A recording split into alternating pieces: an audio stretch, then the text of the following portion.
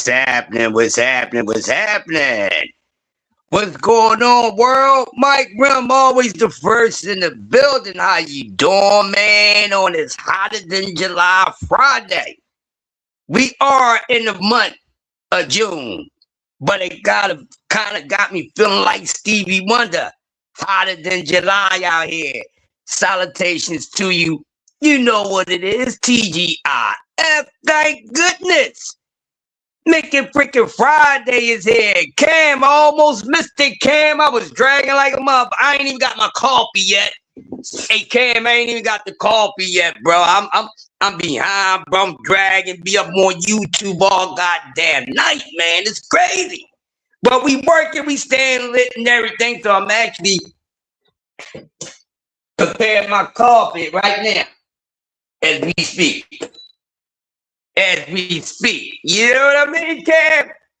How you doing, bro? You been cooking up a storm lately, man. You been cooking up a hell of a storm. Yeah, Cam, they don't know how much time that it takes for us to put into all the work that we do. You know, the researching and everything, and from all categories of researching. They don't understand, man. This is people need to get paid for this, man. Shit. Body work in the building. You know, shit. They don't know how much work we have to put in to put out the material that we putting out. And there's no doubt, baby, we putting out the hottest material. We got everything lit. We are what boxing talk supposed to be, bro. Salute to you. Salute the body work. You know what I mean? Gotta get this day started, man. Shit. Dead ass, man. Shit. How y'all feeling, man? You know, I'm just letting loose until I warm up. Told you I'm all behind. I got the coffee on now, man. I was about to go to the store and get the coffee, but I said, fuck no, I got this shit in the crib. I'm gonna make it in the crib. I gotta get me a secretary. I gotta get me a secretary to make my damn coffee for me. That's what it is. You know, but before we get to rolling, you know, we got some time.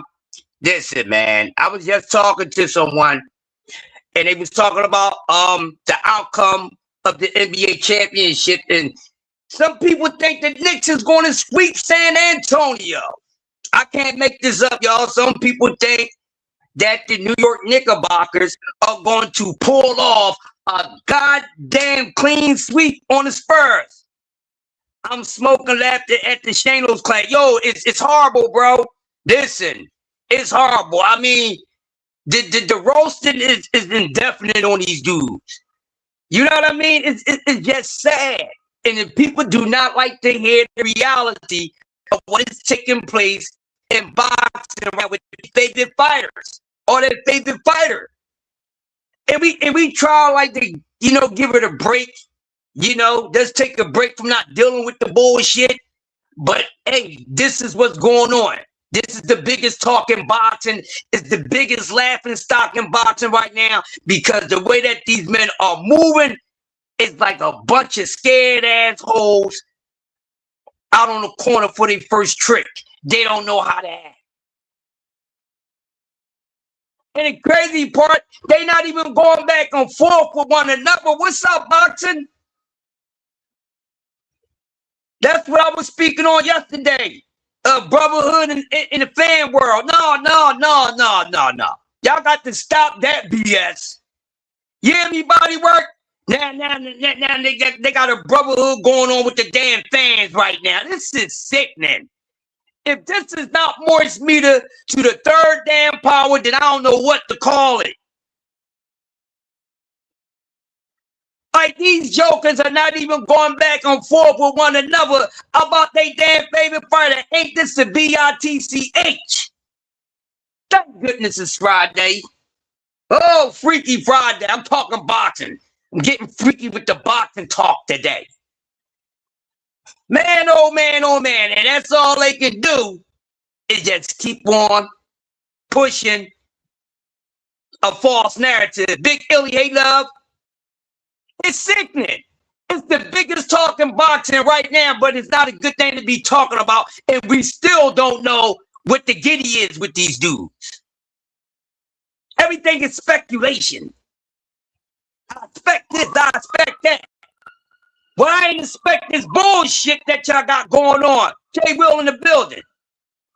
Ain't nobody expect this bullish that these clowns, they gotta come up with a new name for these dudes. They gotta come up with a new name for these dudes. I don't know. Come up with something for them. I'll think of something before this damn show is over, that's for sure. But they gotta come up with a name for these guys. We got the brotherhood and all that, but they need a new name. These guys are not who they've been telling us they are. They're not. Oh, these the hottest commodity in the sport of boxing. These dudes look like they on layoff.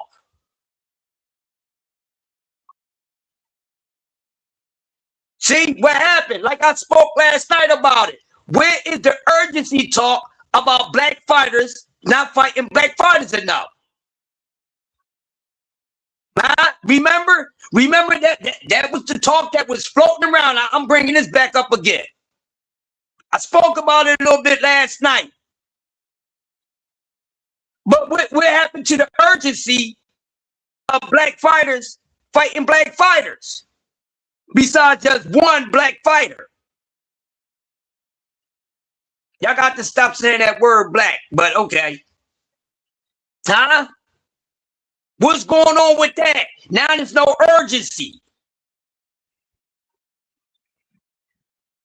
And now there's no urgency, and still these dudes ain't fighting no black fighters.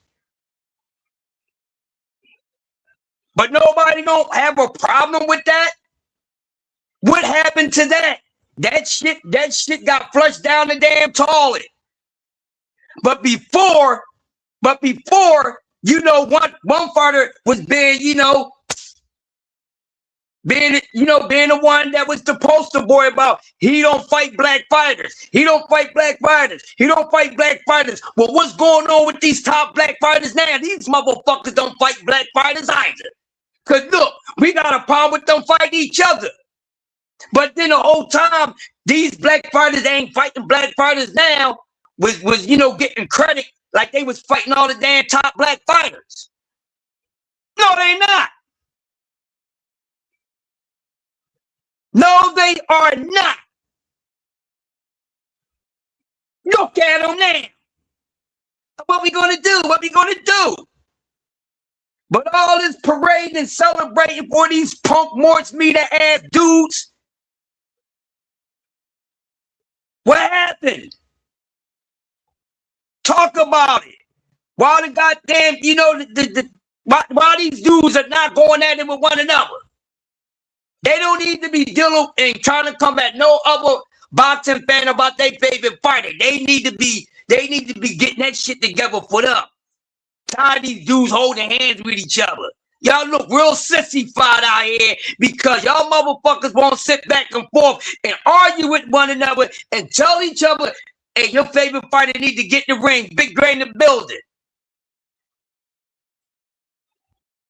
Haney fans and Shakur fans, why y'all not bickering at each other?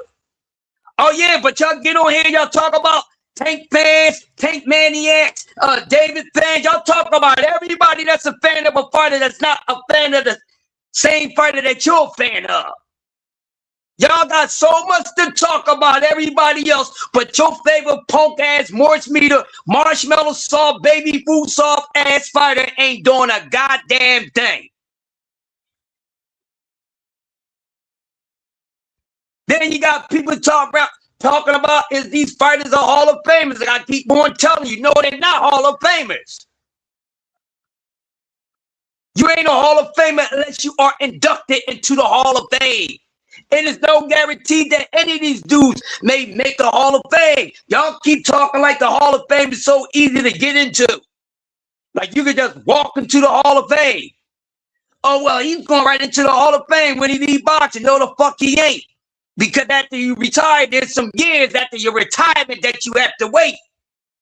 There's a time window after you retire You got to be retired for a certain amount of years before you're considered an inductee into the Hall of Fame. And don't be thinking that these dudes just going to jump out and go into the Hall of Fame like that. All these dudes that you think will get into the Hall of Fame may not get there. These accolades don't get them a goddamn an easy ride or a free ride to the Hall of Fame. There still are boxers in boxing history, dead or alive, that have and accomplished enough and got enough accolades, because you don't need a whole bunch of accolades to get into the Hall of Fame. So that really don't mean nothing, because they base it off of how much they like you. It's a popularity vote. Not going to keep on telling y'all this. It's a popularity vote. That's what the Hall of Fame is all about. So y'all need to slow down. None of these dudes are famous. Why? Because they still damn boxing. And when their career is over, they might have to wait. I think it's 3 to 5 years.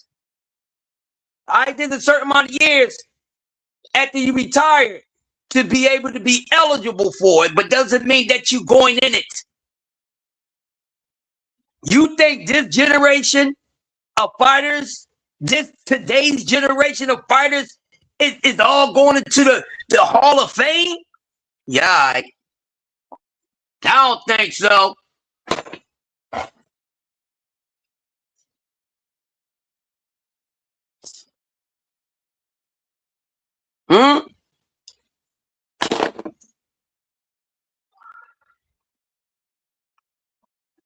They crashing out. This is horrible.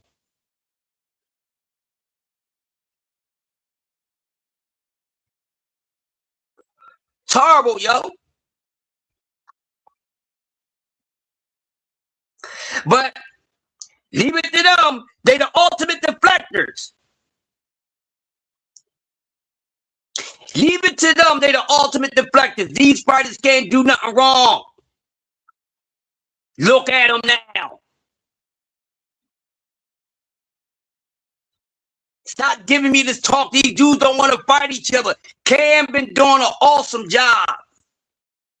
Knockout been doing an awesome job. Covering and shit and a few others. These dudes are not. These dudes couldn't be on the Wheaties box. Remember back in the day?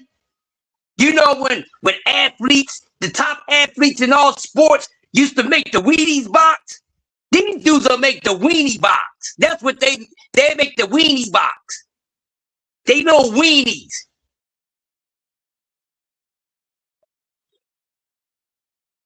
That's what they trying to do now, body work. You know, you gotta give up some top. You gotta pop the top to get to the top. Oh yeah, they popping top right now, body work. Yeah, they popping top off. Huh? Yeah, they gonna Monica Lewinsky they ass there. Shit, they might do one even deeper. They might superhead they way there. You know, I don't know how good Monica Lewinsky shit is, but I know how superhead shit is. Huh? Shit. That's what they doing now. Talk about that. Talk about Janos and Hanos clan. Y'all should be talking about that, because that's what they doing. They out here hoeing. Look at them. They out here hoeing.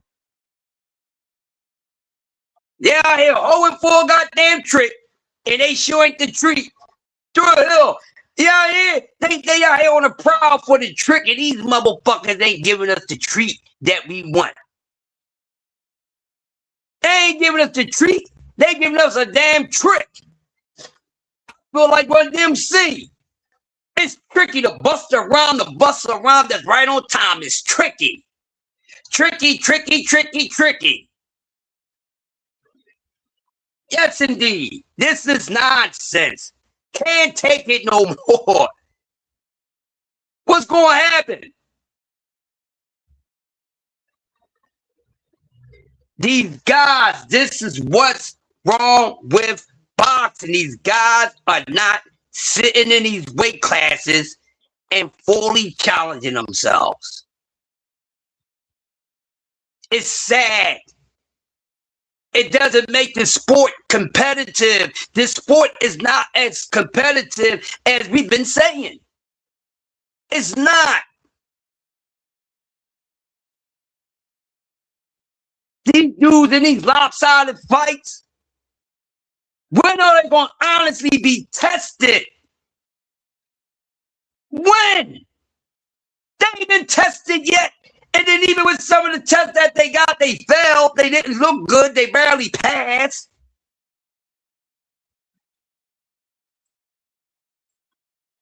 These guys are too damn young to be sitting in these weight classes and be so inactive. They too young to be skipping fights, preserving themselves way too damn early. Motherfuckers.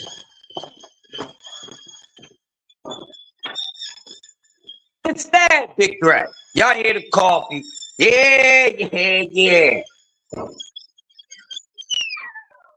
It's sad, man. How do you think that these guys is going into the Hall of Fame? How can you think they going into the Hall of Fame? Oh, I get it, because Rocky's in the Hall of Fame. Yeah, I get it. But I tell you what, I ain't even with Rocky Balboa being in the Hall of Fame. But if I was on the voting board, I'll probably put goddamn Rocky in the Hall of Fame before these dudes. What do you mean, Crush? What do you mean you wouldn't put them in the Hall of Fame?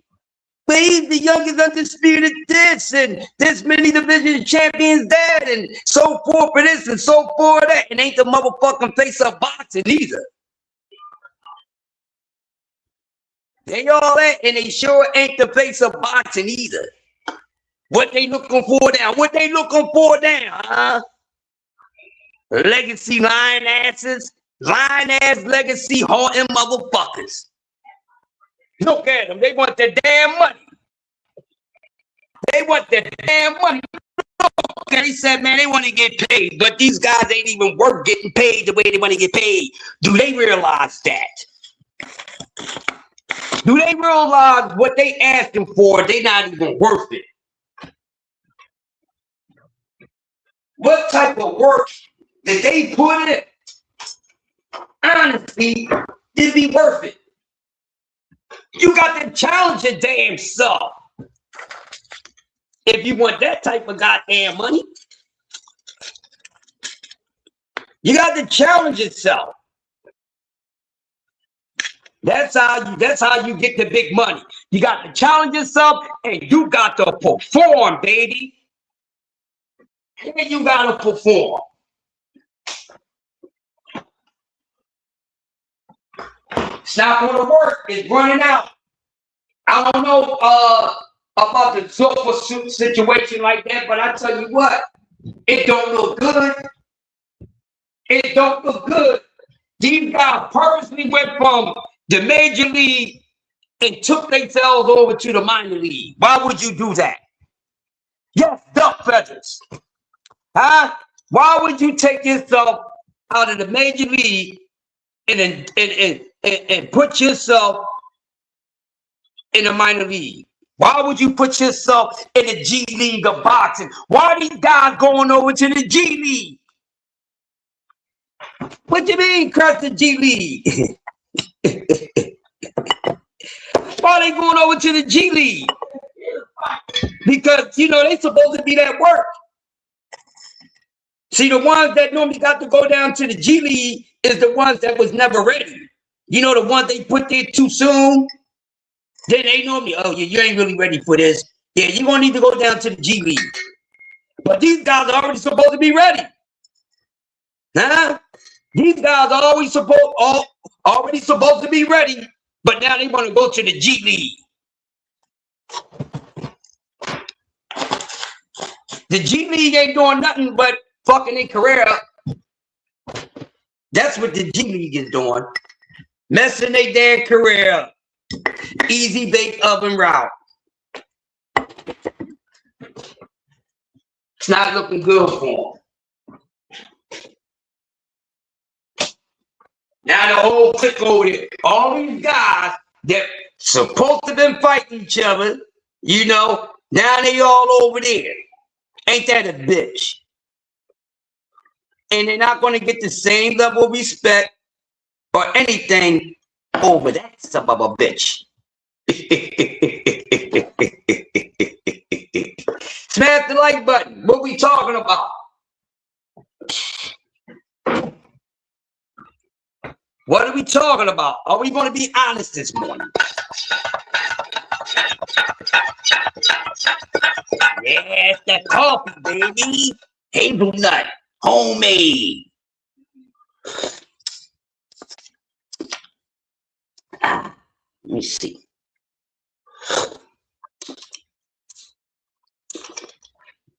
Almost.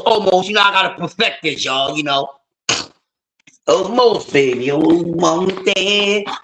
What we gonna do? Big Dre, what we gonna do, man? Or not what we gonna do. What they gonna do? Now, let's get into this. Let's play a game of what might happen. So I seen a lot of people talking about which fights they would want right now out of the guys that went over to Zuffa. So it's split. So last night I would say that a lot of people would say that Shop and Shakur and Dev. No, what was it? What was they talking about last night? I know they talking about Shop and Shakur, Dev and Coleslaw.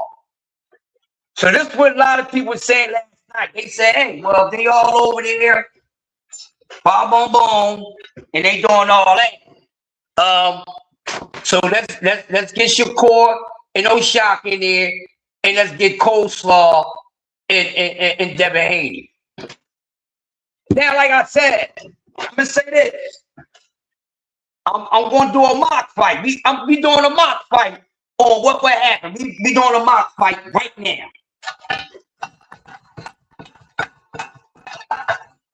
I'm gonna do a mock fight right now. Now.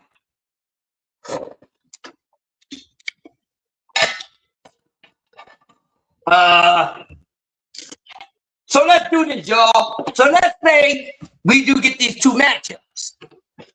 All right? We get these two matchups. We get Deb and Coleslaw, and we get Shakur and O'Shock. Now, so far,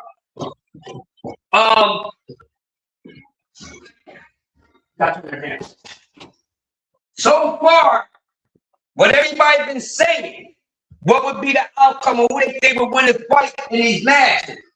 So a lot of people saying, hey, they got Shakur beating O'Shocky, and some people have Halos beating Coleslaw Davis. Which fight I want to do a mock on first. All right, so let's put this together. Matter of fact, I'll do y'all one better.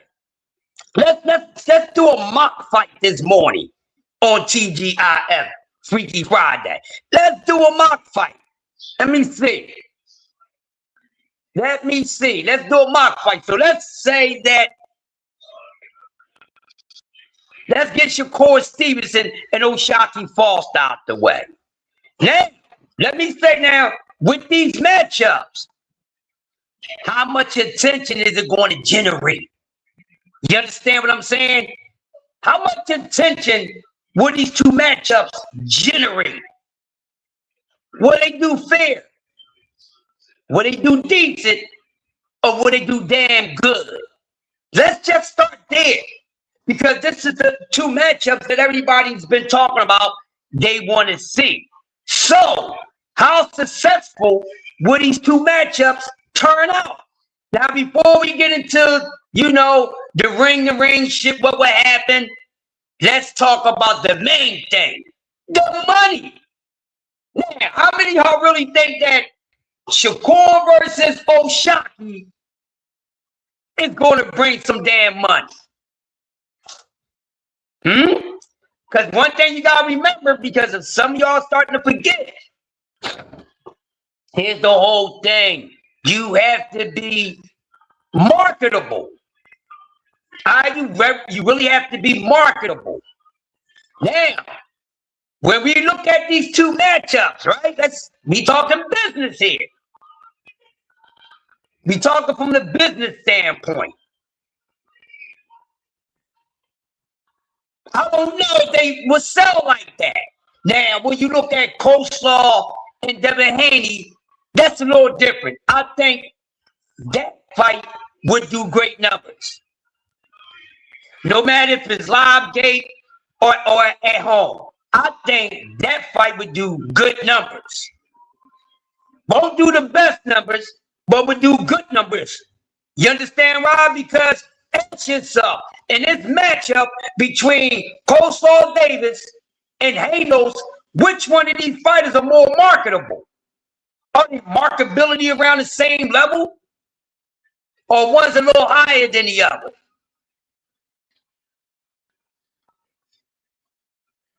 Let's start there. Devin Haney versus Keyshawn Davis. How marketable is that fight? Which one of these fighters is going to carry most of the weight of bringing the fans? Now you got to look at it. Coleslaw just effed up at home. Coleslaw didn't get the same home welcome that he got in his previous fights there.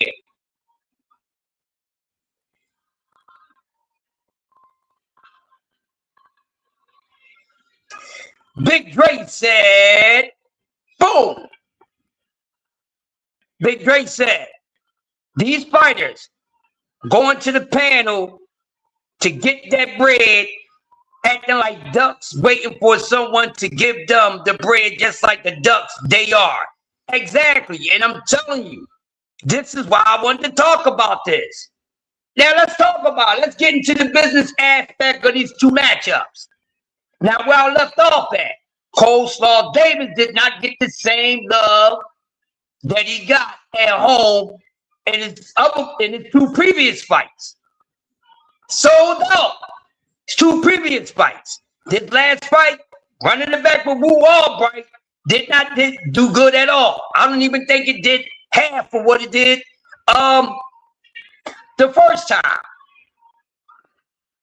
I don't even think Key did half of his damn crowd. And this is his hometown. So, in a way, I can't trust how the turnout would be. I mean, the fight is big in boxing fans' minds. For boxing sake, right? It's big for that. But it's big for business because the thing is, you have to be marketable. These guys are not marketable like that. They're still trying to make themselves marketable. They still out here looking for the biggest bag, looking for the biggest bag. Now, some would say, these guys is already getting the damn money, blah, blah, blah, blah, blah, blah. No, they're not.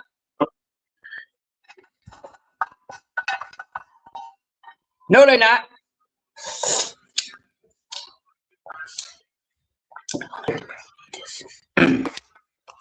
No, they're not.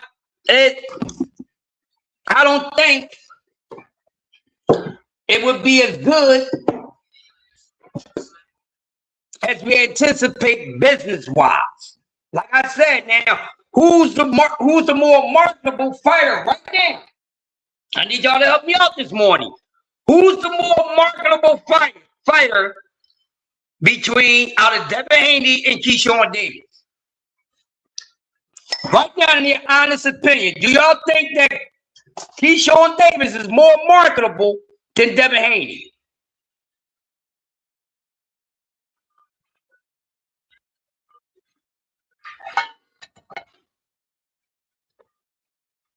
Bodywork said they spoil rotten.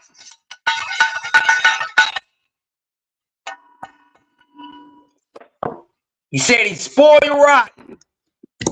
Meaning neither one of these mother effers is more marketable than the other. Coleslaw Davis. That's the answer I was looking for, Big Dre. No, but Bill Haney and Klaus Shaw are going to sell the fight. Okay. Let me go down. Bodywork said, but no. But Bill Haney and Klaus Shaw are going to sell the fight. Yes, they're going to sell it. But right now, Keyshawn Davis is more marketable than Devin Haney. Let's talk about that. Devin Haney, you know, the youngest in charge, and he getting fighters. He giving fighters their biggest payday out of that group. You know, they was going back and forth and arguing about who was giving their opponent their biggest payday between him and Lil Raven. Y'all remember those talks? But right now, Coleslaw Davis, who's only been fighting for the past 5 years, and Devin Haney got a 6-7 year head start on this man, and his young boy in 15 goddamn fights is more marketable than Devin Haney. But this was supposed to have been a guy that y'all was saying that was the face of boxing. This is the guy y'all saying, oh, we're down in that region. If anybody want to get their biggest payday, they got to go against Dev. Tank ain't giving them his biggest payday. Dev a damn boss.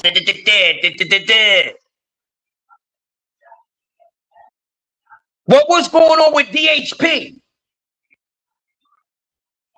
You dick-eating pumpkin heads. That's what DHP stand for. Dickheads. Dick-eating pumpkin heads. So how? So how can this young man have been in the sport in 15 fights is more marketable than Devin Haney? I'll wait. How? But this was supposed to be the face of boxing. Hano's clan.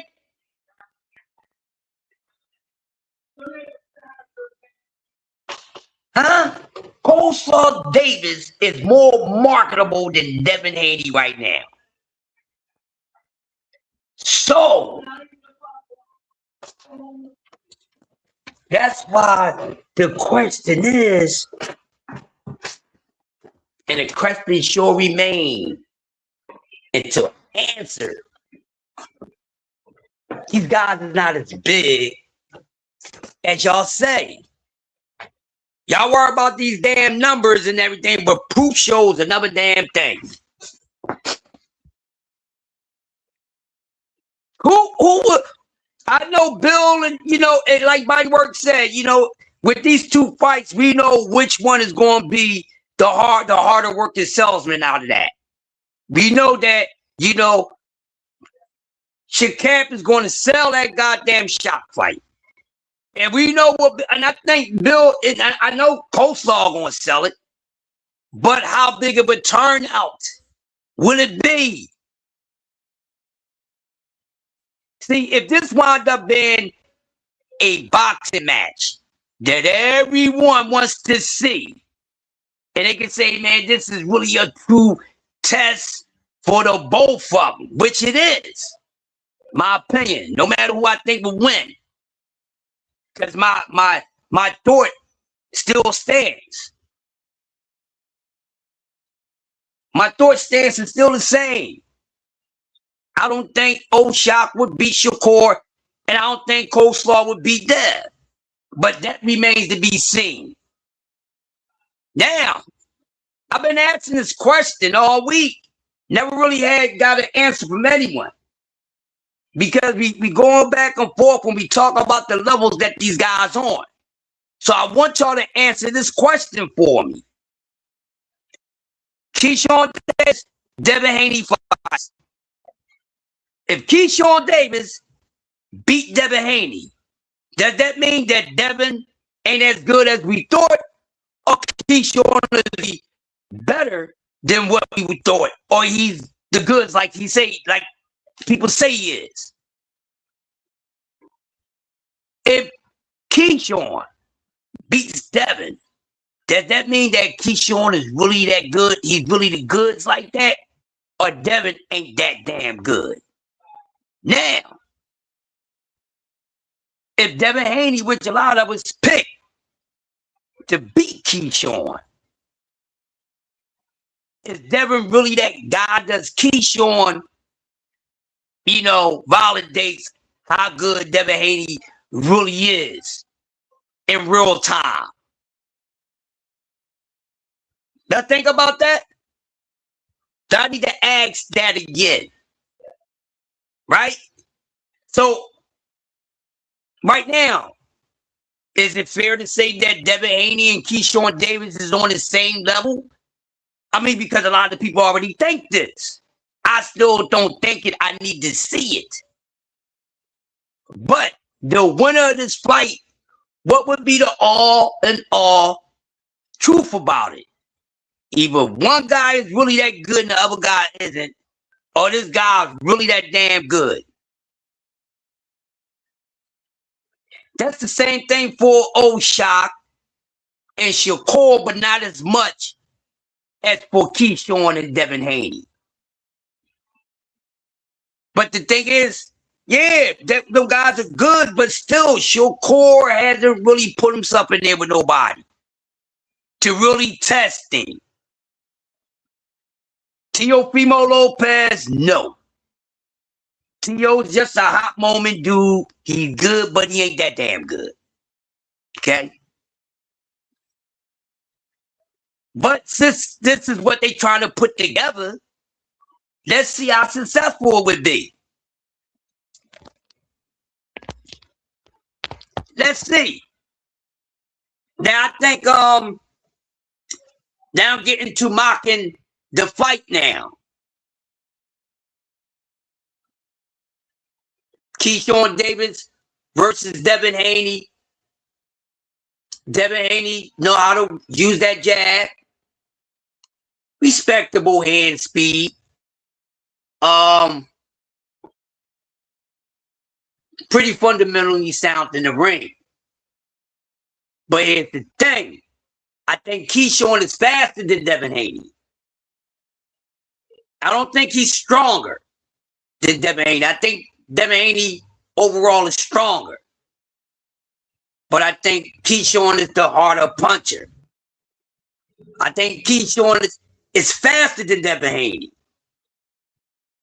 But my key to success with Devin Haney is simply going to have to be timing and punching him in his damn body. That's what you do to him. But I would love to see how Coleslaw's punch resistance is at 147. Because I don't really think his punch resistance is sturdy like that. Now, there has been fighters that said this about him.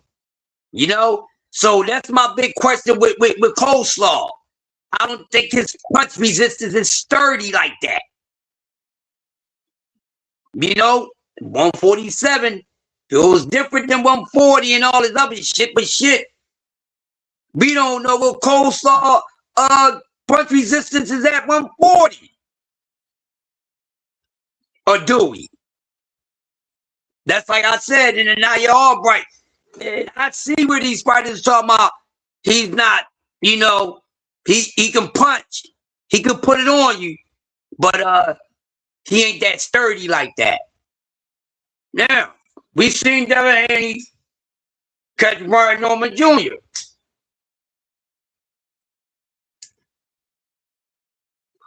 I can see Devin Haney dropping Coleslaw Davis in this fight. I can see that.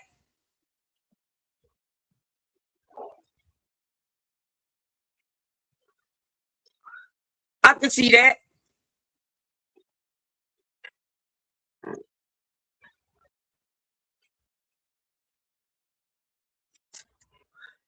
I can see Devin Haney scoring a knockdown in this fight.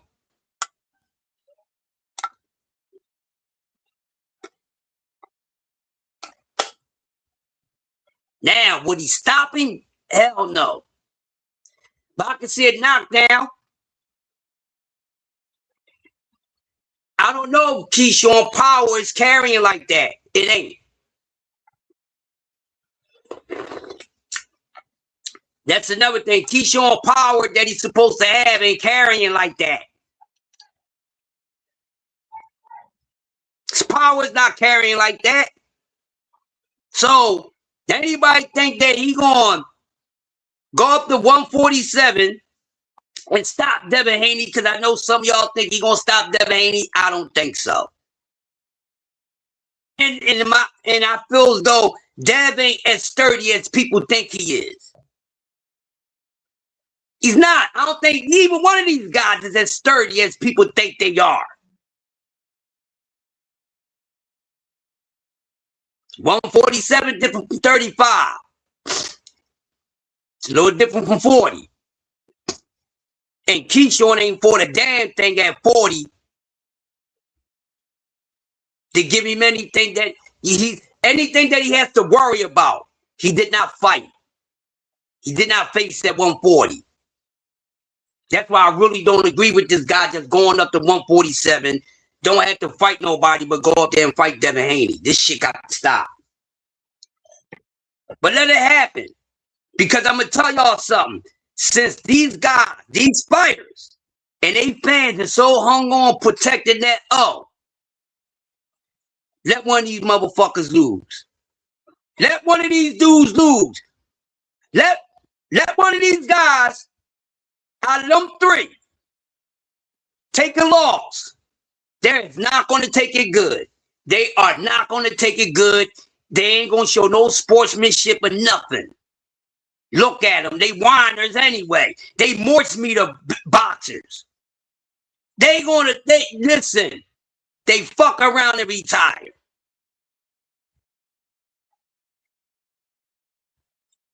Because this how they feel about that zero, that and they minds, nobody beat me. So I'm better than everybody that took a loss. I'm even better than everybody that still got their This is their mindset. It ain't a reality mindset, but it's their mindset. They have every right to feel that way. They got every right to feel that way.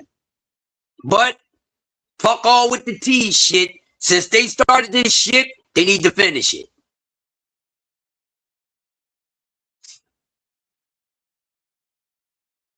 What they going to do? Or they just going to keep on talking?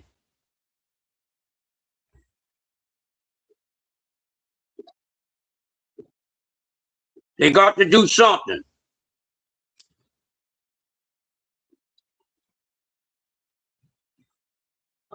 They got to do something. Out of these three guys, they do not have a loaded resume.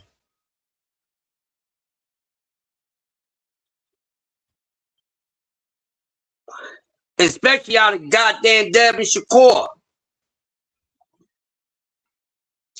Dev has a better resume than Shakur does.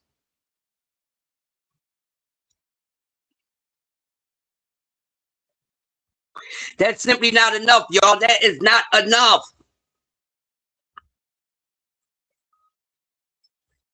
So does today's boxing generation have to do little to receive the same outcome as the generations before them?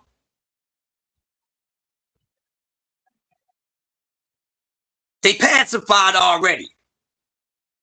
They already pacified. Because to be honest with you, the money that they making now, they shouldn't be getting. Because they ain't living up to it. The money they getting now ain't deserving because they ain't living up to it. Why you think these dudes don't really want to challenge themselves? But all these dudes think they're marketable. They numbers ain't shit.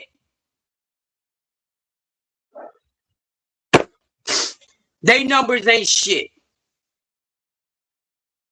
Their numbers would not be talked about in boxing history. If anything, they'll be talking about it's the lowest.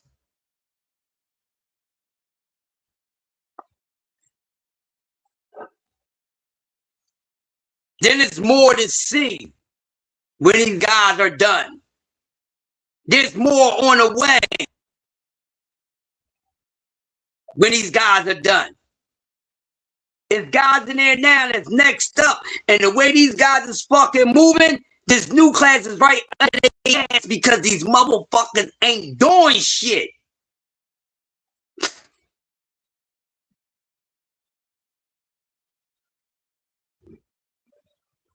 They ain't doing shit. You got fighters that started the game, turned professional 4 or 5 years later. 6, 7 years later after these dudes ain't got as many motherfucking fights as these dudes. That's not inactivity. That's not activity. That's inactivity to the third power. It don't look good statistically. Y'all like to play with numbers. I don't worry about it. Because you're going to learn your lesson that numbers don't fucking lie.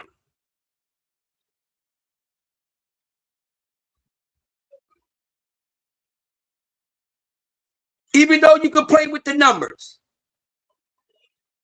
Look how they play with the rankings. Guys moving up in spots, leapfrogging up 4, 5, 6 goddamn rankings and did shit to move up these multiple rankings.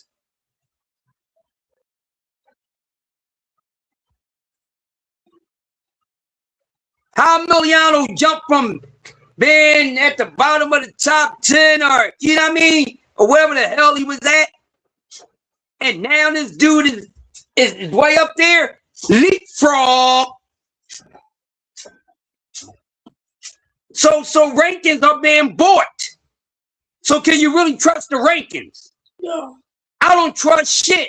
The only thing I trust is when you go in there and you show me that you whip somebody's ass.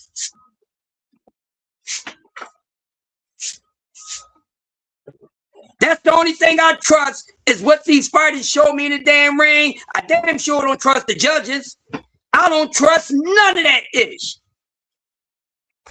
I just trust the goddamn fighters. Now they going in there hot pissed and all that. I ain't got nothing to do with that. That's not my problem.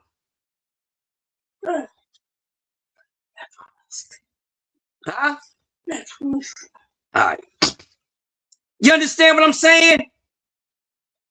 That's something I don't really worry about. Because certain shit and a lot of shit that's a part of this sport really don't matter to me. The only thing that matters to me that you a motherfucker, you gonna go in there 10 toes down and you ain't ducking no smoke. You're accepting all challenges. That's all that matters to me.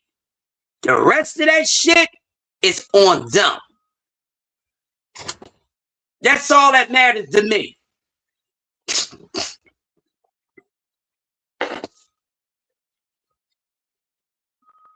Y'all keep digging rabbit holes for yourselves deeper and deeper and goddamn deeper. Damn, how deep can a rabbit hole get? That's all that matters to me. Because that's the proof in the pudding. I'm better than him. And then if I got to show you again, then I'm going to show you again. Next up, I'm better than him. Level opposition stepping up. Okay, here's a more tougher challenger for you this time around. I'm better than him. That's all that matters. I don't give a damn how many wins, how many losses you got. Long you show me that you got heart, courage, determination, and you ain't backing down for no smoke, and you ain't looking for no goddamn advantages. That's the only thing that matter to Yoda. Is what they do in that goddamn ring. Cause I don't need nobody to tell me that this fighter is this fighter is that. I can see for myself that's a bad motherfucker. Cause he out here whooping ass. And it ain't easy for him all the time, and he's still getting the fucking job done.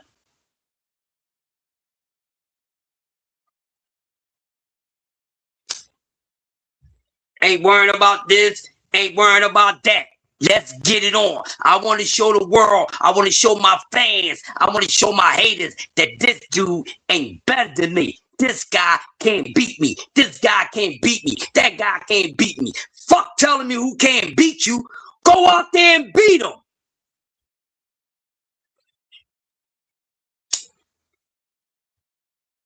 Go out there and beat him. Stop telling me who can't beat you. Stop telling me you the best. Because your actions is telling me something different, so you need to shut the fuck up.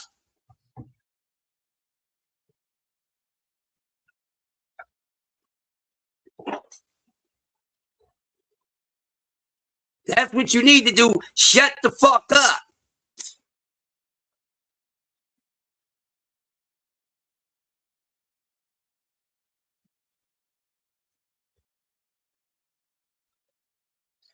Matter of fact, these dudes, when Rolly getting back in the ring? Anybody know what's going on with Rolly? I got to see somebody about to step in there with Rolly. Anybody heard anything? Keep hearing about this other stuff, and I didn't really see anything. You know, for the little bit of time I do get to go, you know, read up on something. I haven't seen anything. I like to see Rolly. 147 is at a standstill like I said it would be. Holding up the goddamn division. And guess what? The one that's holding up, the one that I gave that case to hold up the division ain't even holding up the damn division. Remember I said, oh damn, these goddamn Latinos gonna go up to 147 and shit, and they gonna and they not doing it. They both got belts and looking for smoke. They ain't holding up 147. Oh my gosh. Guess who's holding up 147? A black guy.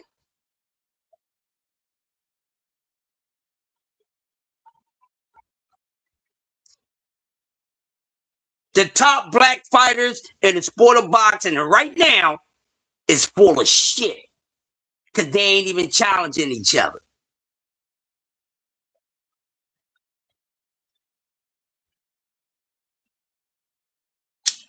They ain't even challenging each other.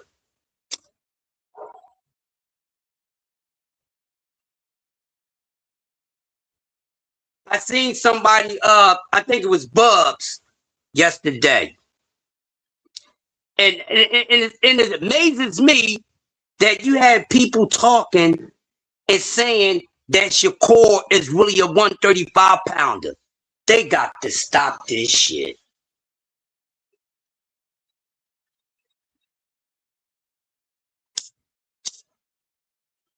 Let me tell y'all something, you smart people. Just because somebody can make a weight, it doesn't mean that they are actually that weight. All right? Just because a fighter makes that weight doesn't mean they actually that weight. You know why? Because at the fight night, it's a whole different story. That's why people say they need to go back to same day weigh-in.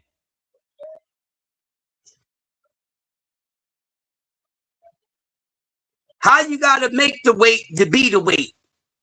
If you already that weight, you ain't gotta do nothing to make the damn weight. So all that he's really a 135 pounder, no the fuck he's not.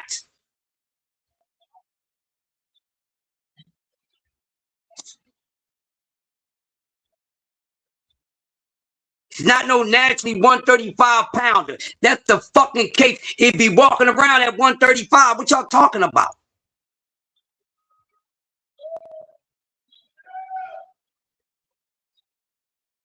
If a fighter's really that weight, when they not fighting and not training, guess what? The pounds that they walk around weight, it's ain't gonna go up high. What y'all be talking about? So he's not no 135 guy. He's really 135 guy now. He wasn't weighing 135 fucking pounds when he jumped in that motherfucking ring with old Shockey Foster. Play with me if y'all want.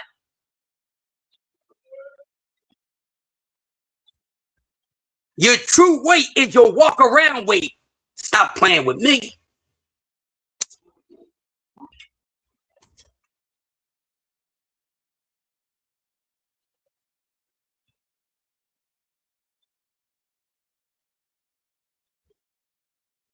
If you already the weight, why you gotta make it?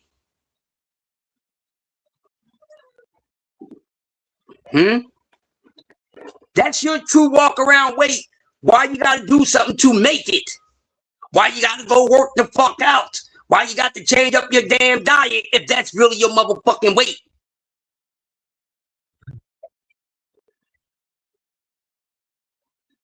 He really a 135 pounder, then that boy ain't gonna be walking around no more than 138 pounds when he ain't doing a goddamn thing.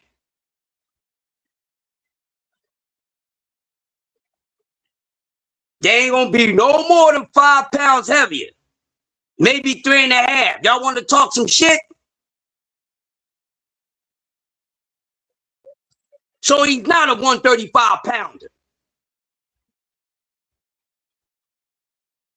Y'all talking about if you got to do something to make the weight, then you're not really that damn weight. Duh. That's why after a while they start looking fucking all drained and looking like Pookie because that's not their fucking weight. Now it's time for them to move on to another weight class.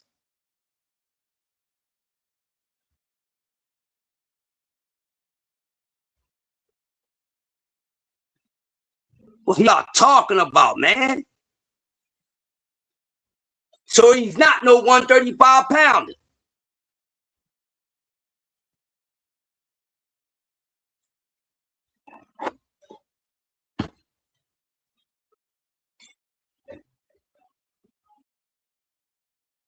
He's not no 135 pounder.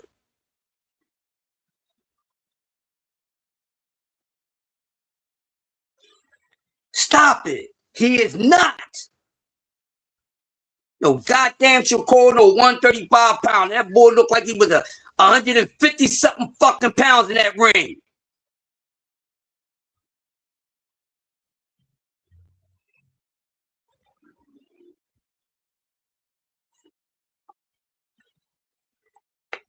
Shit.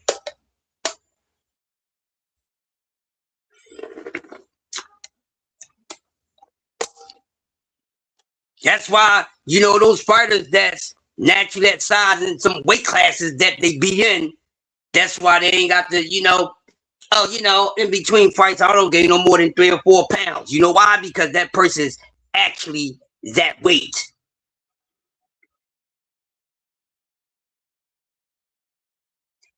If your walk around weight exceeds 5 pounds or more on the weight class you say that you are in, you's a motherfucking lie.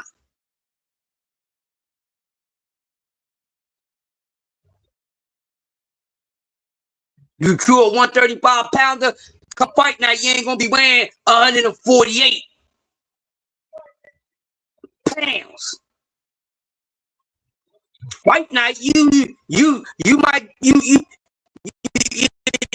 weight might take you up to 139. You ain't going nothing out, you ain't going nowhere out of the 30s if you're really a 130 something.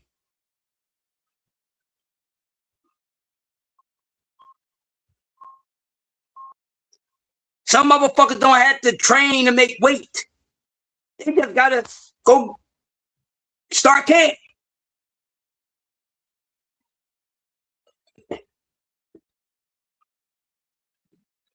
That's why I say I don't think these guys are sturdy like that.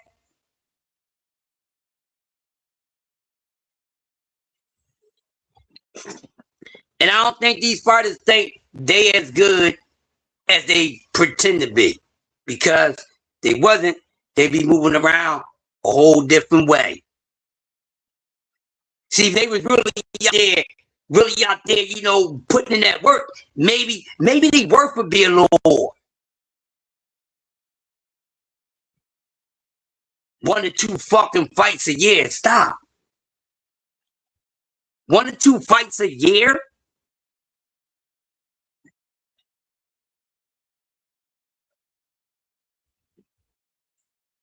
How the fuck motherfuckers got more sparring sections than fucking fights?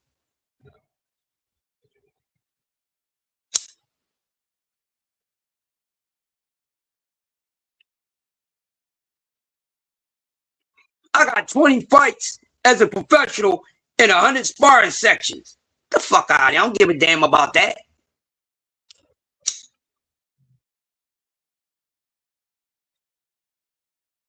These guys be capping.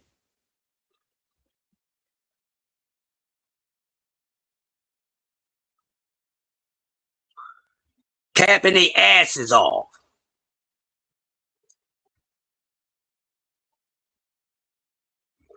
And I'm going to be honest with y'all. I don't like that Lamont Roach and Williams are paid to fight. It doesn't interest me. But it's boxing, I'm going to watch it. It's not a fight that I even would have thought about, a matchup that I even thought about in my highest days putting together. Because, to be honest with y'all, I'm not too excited to see neither one of them.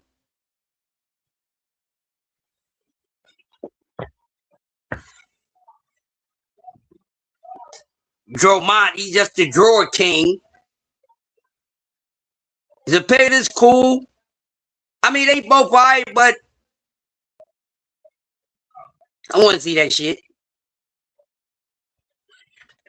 It's not a matchup I'm calling for, but yeah, I don't like it. I'm not going to say, well, like I said, I'll watch the fight.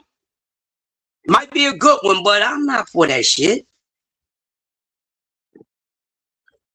Because the thing is, I don't have a designated opponent for neither one of these guys, but I'm not big on seeing these 2 guys fight each other. It's just it.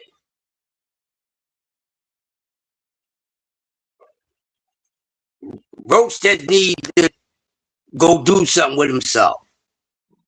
That's what he need to do.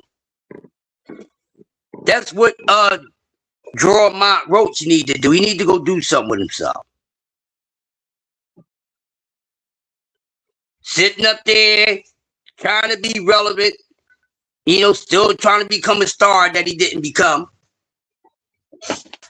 He was a savior for a lot of y'all because, you know, he was Tank's most difficult opponent. That's it. So he was just a lot of savior for y'all who don't like Tank Davis. Facts. Don't get mad at me because I'm calling you out on it. It is what it is. It is what it is, man. How y'all feeling this morning? I said I was going to open this shit.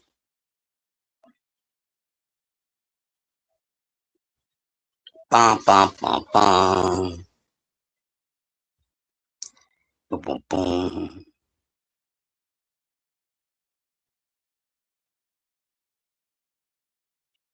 Yeah, there it is. The link is right there in the chat. I said I will open it up Freaky Friday. Try and get this Mickey freaking bullshit ass boxing topics out the way with these. Goddamn, oh my goodness, man. What are they going to do? But hopefully, it does happen. Going back to these 2 matchups. because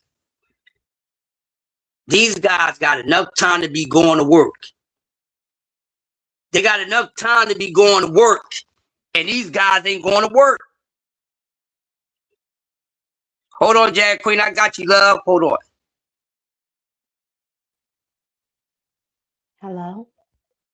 Hey, Jag Queen. How you doing, mama? Hey, Crush, what's going on? I'm chilling, doing what I do, you know. So I I just been- got here like maybe 10 minutes ago.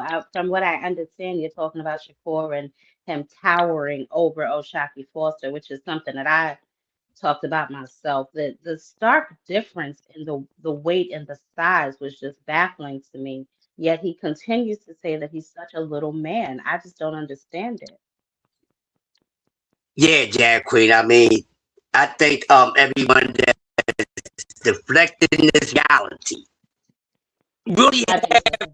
have problems, and they got some mental deficiencies right now. They have a blockage. They opium cell, one of these cells ain't working right. Because there is no way you can look at this dude and say he's really a 135 pounder. No, the fuck he's not. I could have put his ass on a motherfucking scale. If I could have gotten that ring with a fucking scale, I guarantee that boy would have been coming around 153 to 156. Stop that count. Yeah, I think he walks around at like 150, 155. But so that means right now at 140, he's at his actual, I guess if you want to call it fighting weight, right? Because they love to tell me there's a difference between walk around and fighting weight. So if he walks around at about 150, 155, his natural fighting weight should be 140. Why he wants to go back down to 135, I have no clue. To me, it just says so that on fight night he can be maybe above his actual opponent in weight, but naturally, no, he belongs at 140, 147 even, if you will, because he could be even he easily looks maybe 160. You know what I'm saying? And maybe if you okay, you want to say that's not your fighting shape, you want to say maybe you've been eating crazy or doing whatever, you working out, you losing a couple pounds. Shakur is where he's supposed to be, 140, 147. Anything smaller than that is ridiculous. Yes, that's why he needs to stop bullshitting his goddamn fangirls and fanboys and his goddamn Shanites clan. You know what I mean? The Shikappers. But it's sad. And this is why I can't give these fighters the respect that they think that they earn. Because you full of shit. Dude, you're not no 135 pounder. Then it's all in smoke at 140. These motherfuckers are scared of 140. Him and his goddamn crew, then all exit stage left even out of fucking 140. What's wrong with y'all? They don't want to challenge themselves. They don't. And I agree. I think they scared of 142 because that's where the smoke is. If you pay attention, they used to say 147 was the glamour division, and it used to be. It's no longer that, right? 147 is a dead zone, which is probably why Devin is still there. 140 got a lot of smoke, which is probably why Devin only fought one fight at 140. It's a lot of smoke wherever these boys are not. And that's what I think that people are missing, right? Like, so they listen to what they say and what they and how they present, but I watch how they move. And how they move is completely different than what comes out of their mouth, right? So he was on record saying, not even like 2 or 3 weeks ago, saying he really doesn't want to fight at 140. Yet when you get in the ring with Oshaki, you want to fight him at 140 and you want to do it in Newark. Why? Why do you need all these advantages if you said there's levels to this shit? If he's a bum, why do you need so many advantages over a bum? And you called him a bum after he beat your little minion. So what does that say about your minion? He's a bum. I mean, But this is what Shakur said. Go ahead, Jack Queen. no, go ahead. This is what he said. If a bum be his guy, then that makes his guy a bum. So I these mean, people don't be paying attention to what they be saying. Besides having a PR person, they need an etymology motherfucker with them. I ain't gonna charge y'all much, but I make sure you say the right shit out your mouth. Damn, they don't know what to say, man. no, The they words definitely that need PR. They need PR for sure because a lot of them contradict themselves. Like even with Lamont Roach, right? A lot of people are saying, Lamont Roach is a 130 pounder. His last fight was at 140. And he looked big. I don't know if you saw that interview with him talking to Keyshawn, although Keyshawn looked bigger than him.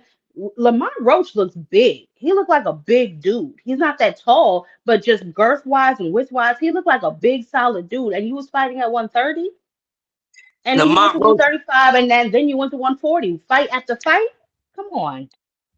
And see, that's the thing about Roach. Roach been playing this weight shit, you know, merry-go-rounds with goddamn weight classes. He start heavy, then he go down. He Mm-hmm. looked like he looked like he could be at 147. Yep. Listen, he's on that bullshit too. That Mm-hmm. boy looked like he easy could be at 147. Now he can make 140, but between 140, he the same size as Shakur. They're around the same size when it comes to girth and weight. You know what I mean? These guys is punks, yo. I can't give these guys the credit that I would like to give them. I got to give them the credit they deserve. I ain't gonna give you what you want. I'm gonna give you what the fuck you need. I agree. I don't find them, I don't see any of them challenging themselves, and for all of them to be running around here protecting they oh like let's just imagine this for 1 second. Let's imagine all of them retire undefeated. Are you kidding me? If that's not the biggest red flag in boxing, I don't know what is. That immediately screams you didn't fight everybody that you were supposed to fight. But they're all running around here worrying about an O on their record because really they have no personality. They have no marketability outside of that O being on their record. And they're scared to challenge themselves, like you said. I suspect if they take a L, any of them ever take a L, they'll probably retire out of embarrassment alone. This generation is washed, yo. I said that about 30 minutes before you got here. I said these dudes take a O. They gonna retire. Something's gonna happen. They gonna crash out. They gonna do something stupid. They gonna make all these damn excuses. The sportsmanship would be at the lowest level of poorism.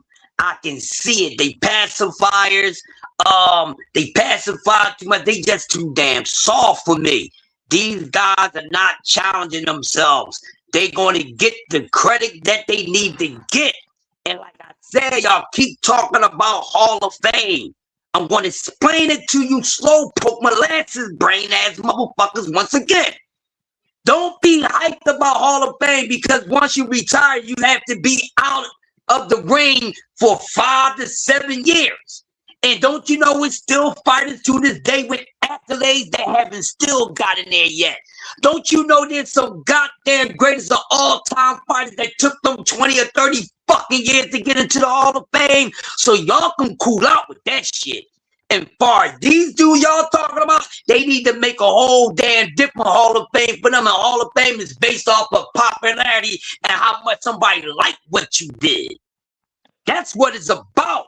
See, y'all keep overriding, overrating shit.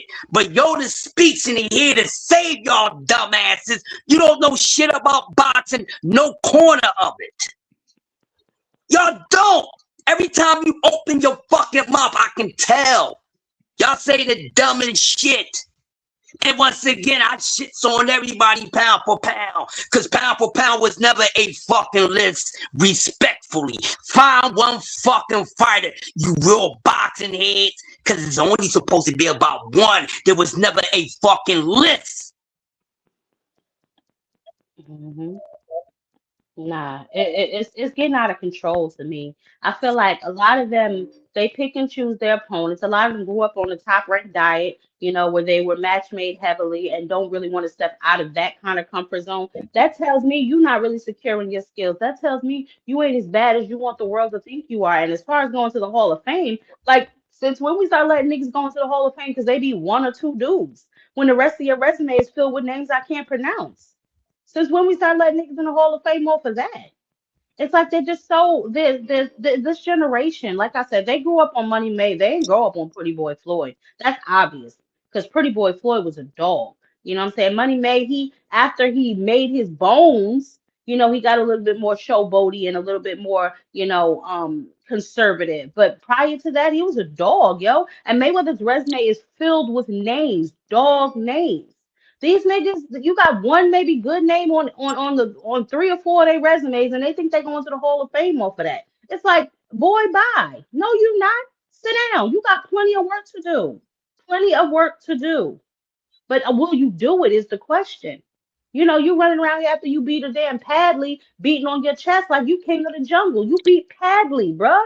He's coming off a construction job, and it still took you 9 rounds to do it. I just don't understand some of these men. I mean, I like Keyshawn, but we gonna keep it fair all the way around the board. You got 15 fights. You know, you did a rematch with Nair Albright again, probably your toughest fight of your whole entire career. You know what I'm saying? But they run around here with Shakur Stevenson and really think they on some type of exotic island. Like, what's my man's name? They got knocked out by Hammer Hands. He was running with them too.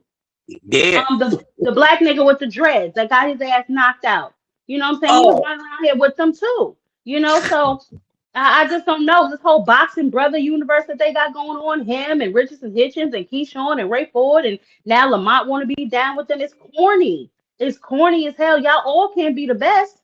Y'all all can't be the best. How y'all all the best? That don't make no sense. yeah, it's a sad reality that they won't get over. They like narcissists of boxing. That's what I call them. They're boxing narcissists. They're horrible. No accountability. Always flipping, reversing shit. Over exaggerating, lying. Yeah, they narcissists. Well, yeah, they're all narcissists, but the problem is they're narcissists and then they're emotionally weak and they're mentally weak as well. Because the minute you get on them, the first thing they call you is a hater.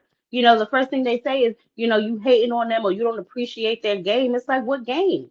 I see you. I know a lot of, in my channel, a lot of Shakur fans come over there, but it's just like I ask them for explanations to his behavior. They can't never explain it. Although sometimes they want to say, oh, he really meant this. That's why I said, y'all come up here if y'all can talk Shakur. Because I don't understand the young man. He talks out of both sides of his mouth and expect y'all to believe everything he says. But watch how the nigga moves. You have to watch his mannerisms. You have to watch his actions. You said you do anything to fight Tank Davis, yet you never signed a PBC. You talking about this one is light work, yet you threw Ray Ford in front of you. It's all contradictions. It's all smoke and mirrors. Look at Bill and Devin. Y'all talking about you want to fight this one. I just saw something this morning where he talking about something. He want to fight Keyshawn and Shakur, but Shakur comes first. You know damn well Shakur is not coming to 147. He told you that. So basically what you really saying is you don't want to fight Keyshawn either. It's all smoke and mirrors. People got to learn how to read between the lines and read the goddamn room. These niggas talk a bunch of shit. They throw anything against the wall to see if it'll stick, and then they move completely differently. It's like, hey, look at the plane over there while they sticking their hand in your fucking pocket to rob you. They do not move how they talk. And that's, I think, the most frustrating and irritating thing about them. You say you want the smoke. Yeah, that's what you say in front of the camera. But behind the scenes, you over here trying to sign to fight a nigga like Crocker or some shit. You had the opportunity, Devin, to unify your belts. This is what you and your father run around here talking about, right? Y'all legacy, y'all legacy. This.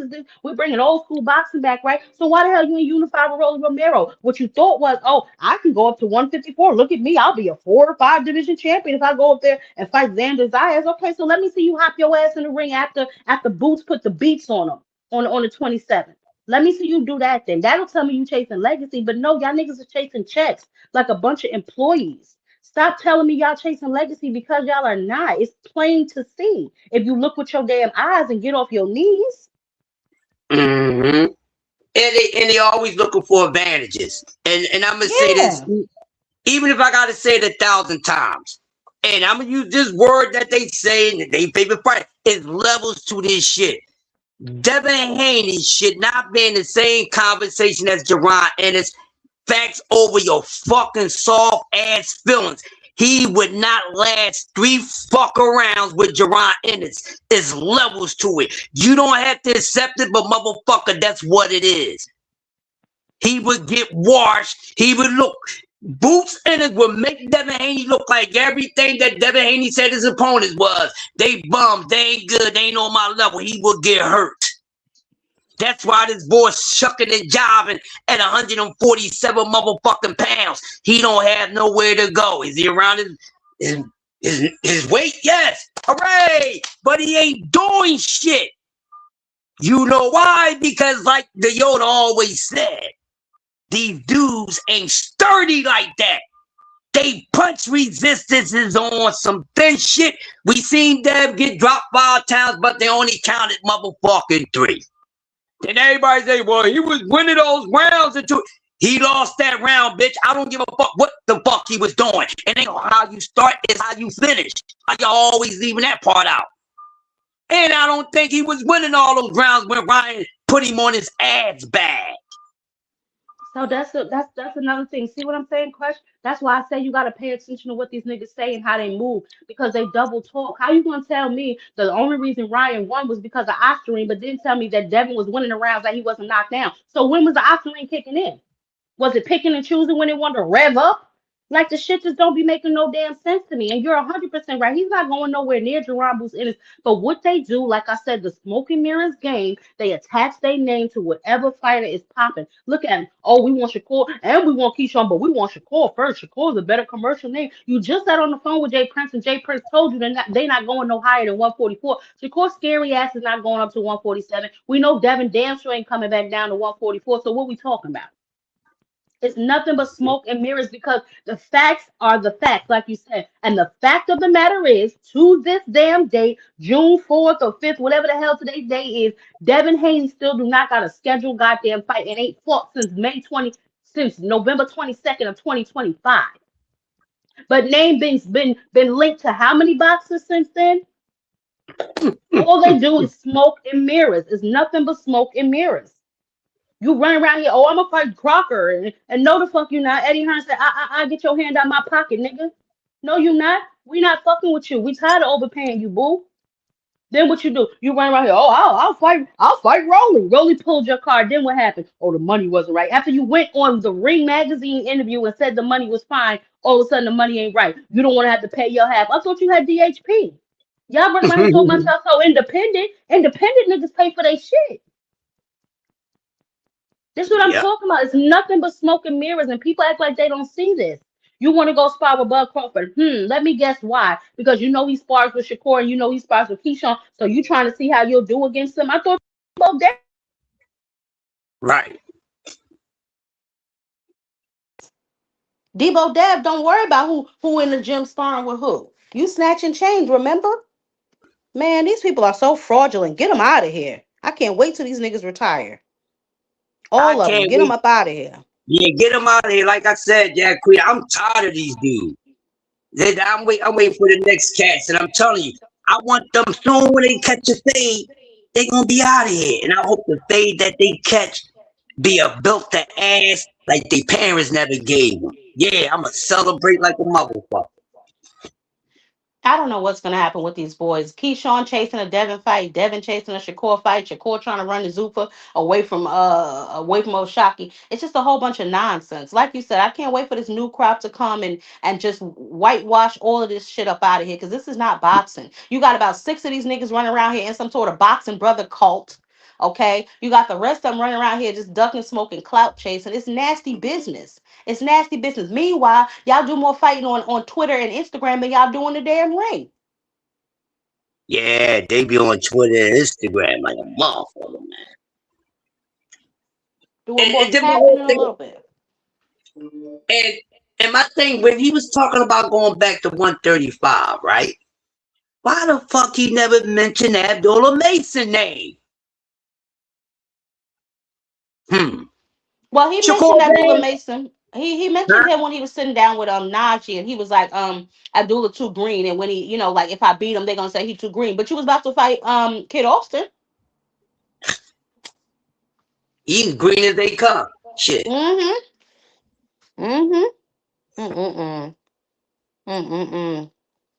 It's looking horrible for these dudes, and there's no way they're gonna be in some damn Hall of Fame.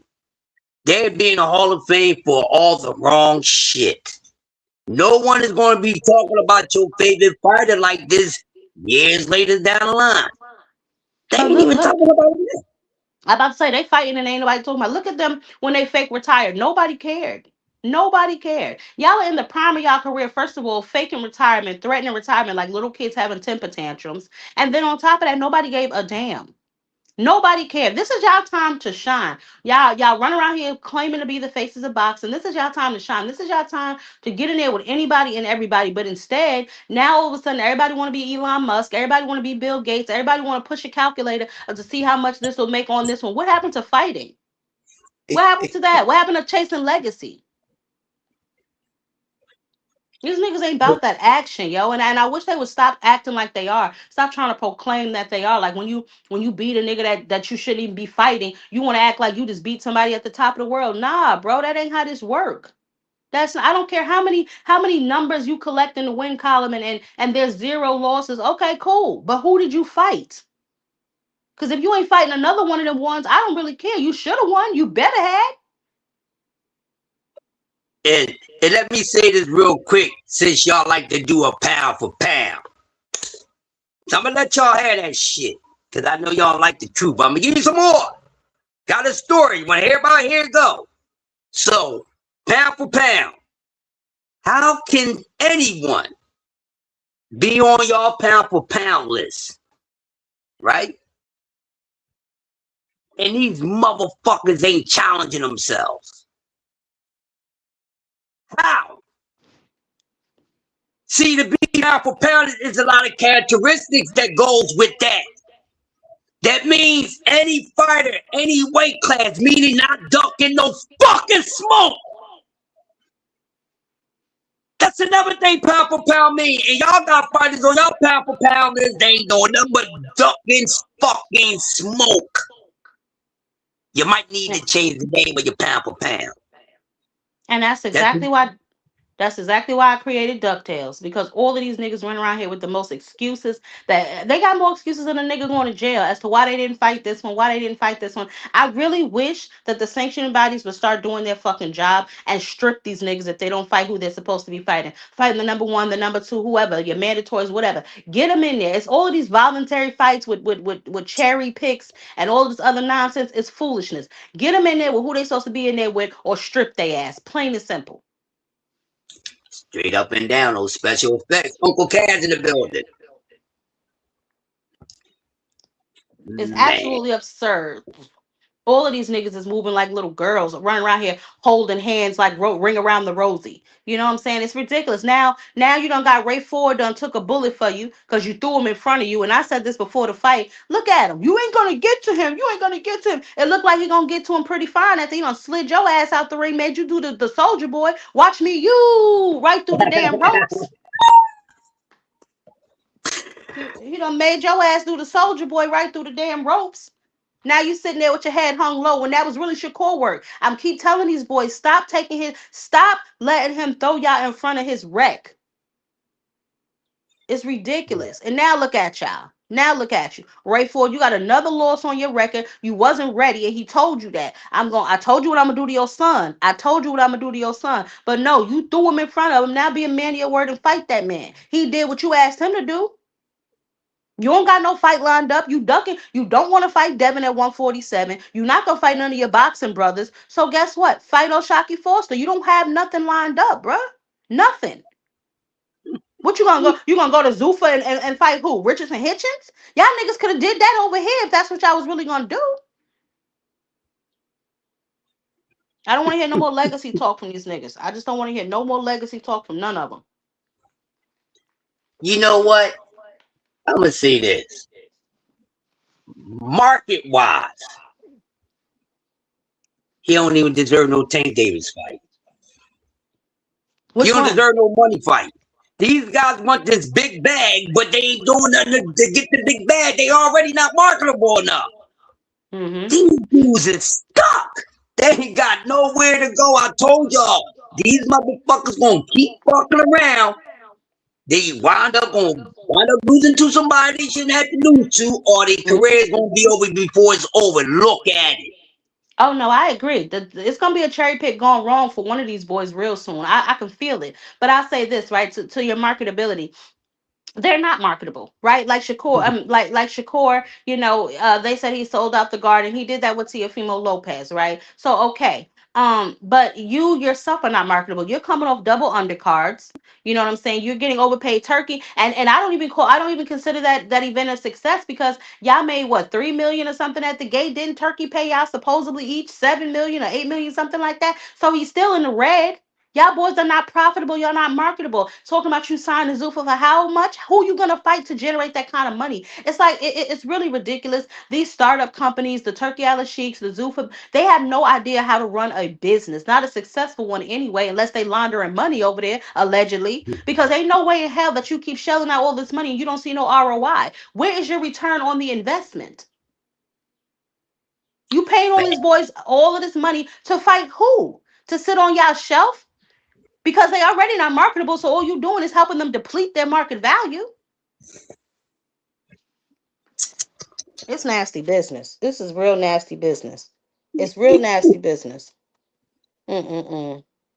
It's nasty business. I'm telling you. I just don't understand it. And see, now here we are where Shakur has no fight lined up. Devin's still running around here chasing his damn tail. And why don't y'all fight each other? Oh, because you don't want to go to 147. We know Devin probably can't make no damn 144. That nigga should be at fighting at 160 up there with Lester Martinez or some goddamn body. But we know he's not going up there. So now all of y'all just sitting around in a damn circle with your thumb up your ass.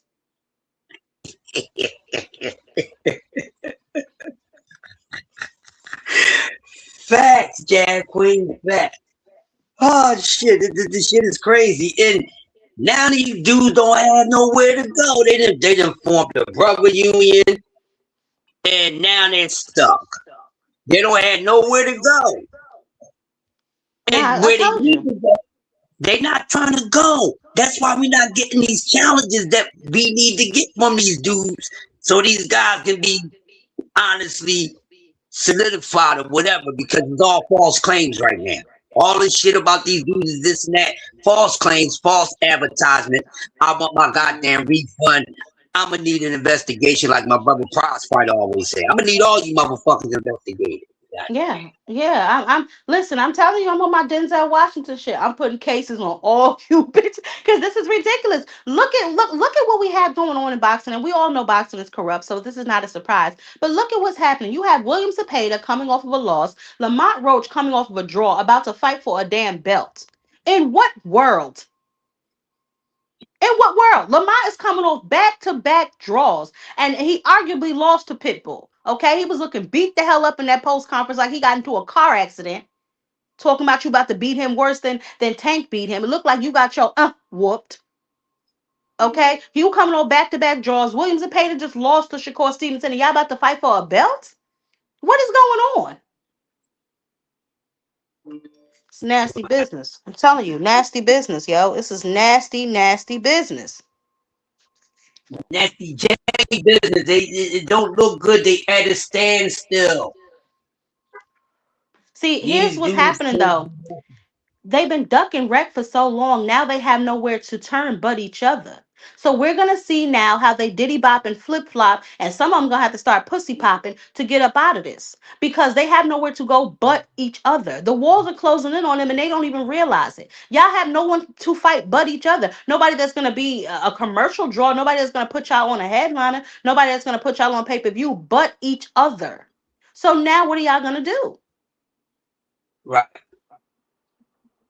It's they got nowhere to run. There's nowhere for none of them to run. So we're gonna see. I'm sure they'll find some crack in the sidewalk to hide in. You know what I'm saying? But the walls are really closing in on him. Shakur is he's done. You know, Maritala. I'm glad that Robert Garcia didn't let Maritala fall for the banana in the tailpipe. Because you talking about something you want to fight him at 135 when they're on record saying they're moving up to 140. Why you ain't just fight him at 140? You already at 140. You are the champion at 140. Why would you want to fight him at 135, but you want to fight Oshaki Foster at 140? You said you'll fight Conor Ben at 147, but you need a rehydration clause, and you need a rehydration clause for Ryan Garcia. Why?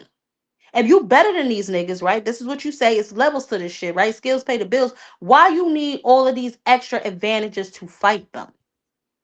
Right. It's ridiculous. Nasty business. I'm telling you, it's nasty business, Crush. It's very nasty business. It's perverted business. It ain't healthy business. These guys are stuck. They fuck themselves over, not fully challenging themselves, forming all this brotherhood in a very competitive sport when it's about one man and one man only being the last man standing. It don't look good. This generation will go down in sports history as the worst generation of any damn sport. Y'all could keep talking about boxing is doing this, boxing is doing that. The way these dudes is moving, they doing boxing a dis fucking justice, a disservice and disjustice, man. Like they don't get it. I told you these guys don't know how to hustle because they're afraid of money. They're afraid to work. They're lazy. They're lazy, Jab Queen. They scary is what they are. They're very Yeah, that's scary. it. Exactly. They scary. They scared to take a loss. You know what I'm saying? Like, how all of y'all gonna stand at the top of the mountain talking about we all the best? How? Y'all didn't fight each other. Like you said, it's only one nigga that can claim to be the best, bro. It's only one king of the jungle, and that's the lion. The rest of y'all niggas is gazelles. The rest of y'all niggas is hyenas. The rest of y'all niggas is food. That's how y'all mentality is supposed to be. But instead, y'all want to talk about some damn we are the world, we are the future type of shit. Like, nah, bro, this is boxing. And that to me is why boxing is going downhill. It's losing its well, I Yep. don't want to say that. We got some boys that's popping up that's really about that action. The Abdullah Masons, the you know what I'm saying, the Scooter Davises of the world. David Benavidez still keeping hope alive for some of us. You know, Oshaki Foster done rejuvenated some of us. But I'm talking about these niggas. I'm talking about the Ray Fords, the Keyshawn, the Shakors, the Devons, of the Lamonts. All of y'all want to be in a circle. Now Richardson Hitchin, he wanna blood oath they ass too. You know what I'm saying? All of this ridiculousness. I'm telling you, this boxing brother cult gotta go, yo. It got to go. And the head of the CMB, the head of the BBC is Shakur Stevenson. He's the one running around here writing blood oaths for all of them to sign. Sacrificing. Mm-hmm. These sacrificing their legacy and all that shit. These boys that sold themselves. Shakur's the goddamn puppet master. Woo! Shakap and Mm-hmm. the Shakapas. Damn. Sound like an R&B group. Nah, it's Shakap and the the Shakapas. look, the Shakur and the Insecures. And the Yeah, I Insecures, his like that. backup dancers. Yeah. Yeah, it's Shakur and back the up Insecures, there. his backup dancers. All of them. He got about Exactly. five bodyguards. He got about five bodyguards. One just got taken down, so he down to four. He got to recruit one more. He got to keep that gate around him. He ain't Yes, fooling he me for one do. damn second. That nigga don't fool me for 1 second. I see right through him. I see right through him Yeah. like he glass. Like he glass. He Hmm. think he fooling somebody, but he not.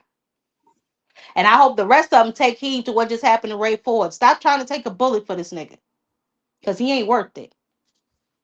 He ain't worth it. He running around here unscathed. Meanwhile, y'all getting mauled to death. Look at you, Ray Ford. Just got embarrassed, thrown out the damn ring, and straight out boxed.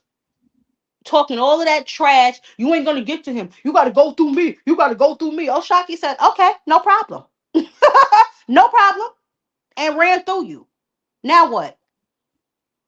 Now the boxing brother called the foundation has got cracks in it. Now y'all all looking salty. You know what I'm saying? Y'all all talking crazy, old Shocky Foster. Why? He did what you asked him to do. He gave your man's an opportunity. Y'all was banking on Ray Ford beating him. And since he didn't, now y'all looking stupid.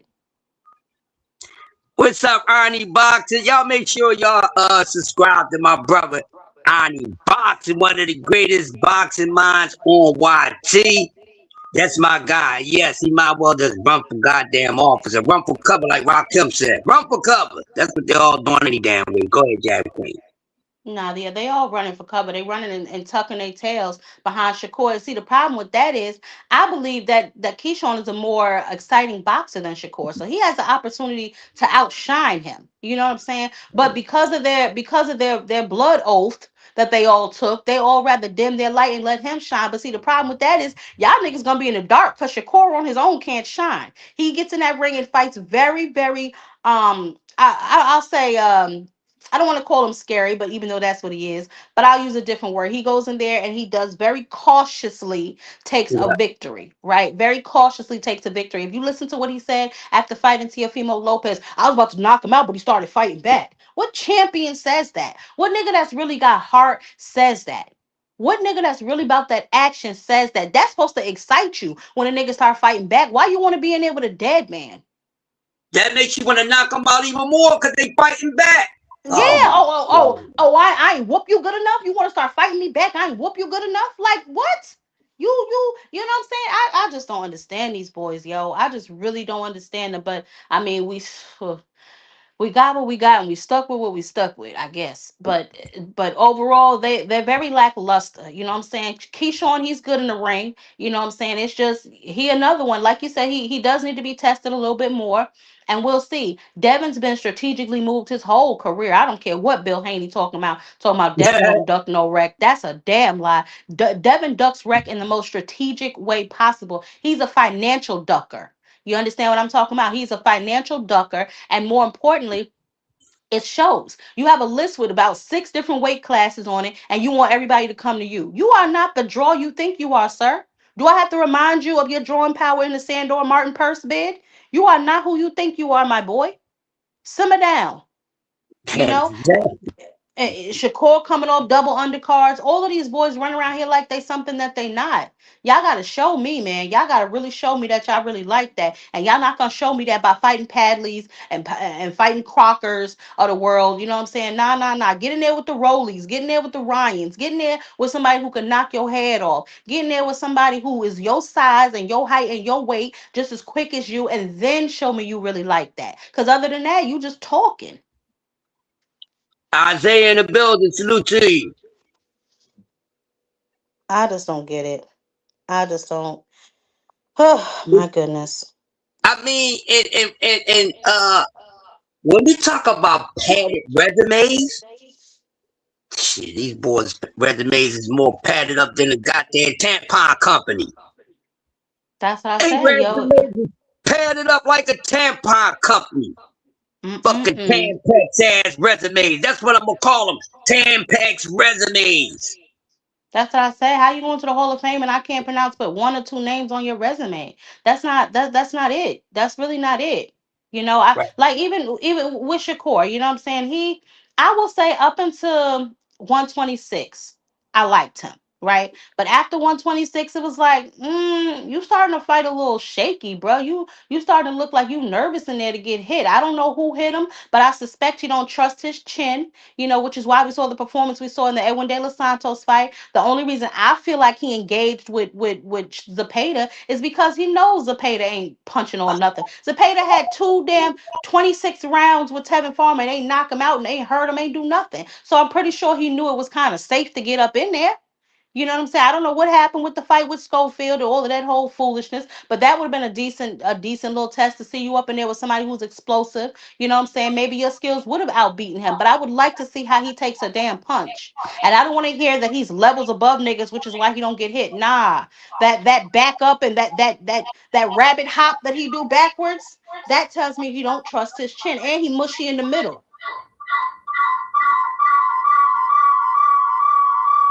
Hold on, Jack Queen. That's me. Hold on. There we go. You Yeah. good? Yeah. No, I was just saying he mushy in the middle, and I suspect he don't trust his own chin. You know what I'm saying? Which is why he really don't engage that much. I'm not fooled. I'm not fooled by him. I'm not fooled by his conversations. Even when he at the Oshaki Foster fight, you know how I get. You know how I get. No, nigga, we don't. Sit down. Okay, sit down before you hurt your damn self. Okay, because that's how you get. You get your hands busted up. So yeah, we know how you get. All right, sit down some damn where. Big mad, you know what I'm saying? Because your man just took that L and now you might got to stand on your word. It's ridiculous. I don't know, man. I don't know. Keyshawn running around here, he want to fight everybody.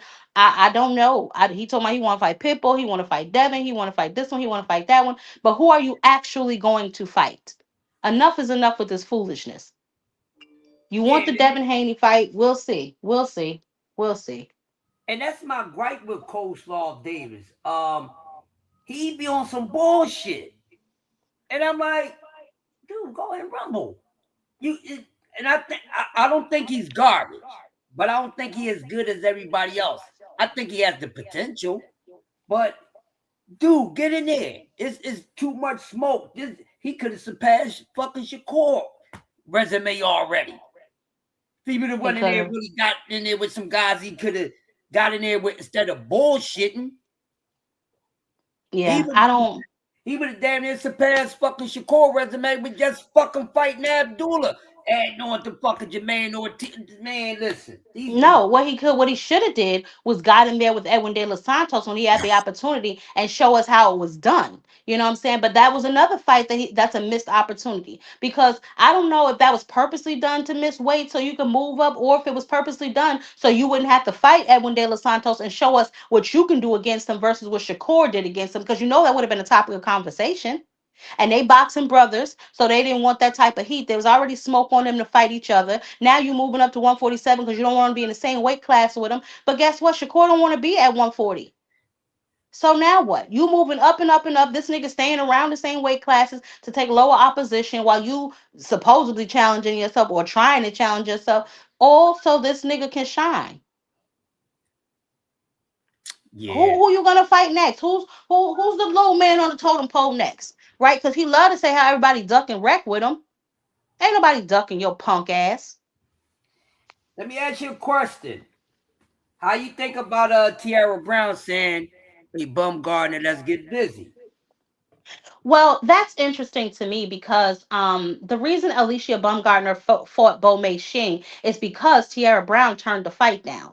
So I have to look into that a little bit more. Tierra Brown has been a lot more vocal lately, and I'm trying to figure out what's going on. They got some sort of cult brewing against Alicia over there too. Yeah. But I have my eye on that as well. But I will say this because I did see that interview. It's very interesting to me because she was offered a fight with Alicia Baumgartner and she declined it. So now all of a sudden you're talking about now you want to fight her. I'm not really sure where all of this is coming from, but I do know she was offered that fight and she declined. So it's very interesting to me now that she is trying to fight her. The same thing, like I said, with Caroline Dubois. You know, everybody wants to fight Alicia, and that's cool, but you're ducking Alif Nur Turan because she's called you out publicly. She's in your weight class. You have the opportunity to unify, but yet you want to try and pull Alicia to 135 because you're another one running out of time in that weight class. You said on the Ariel Hawani show that you needed to move up, so that's why you're rushing Alicia Bumgarner. We don't move on your time, boo.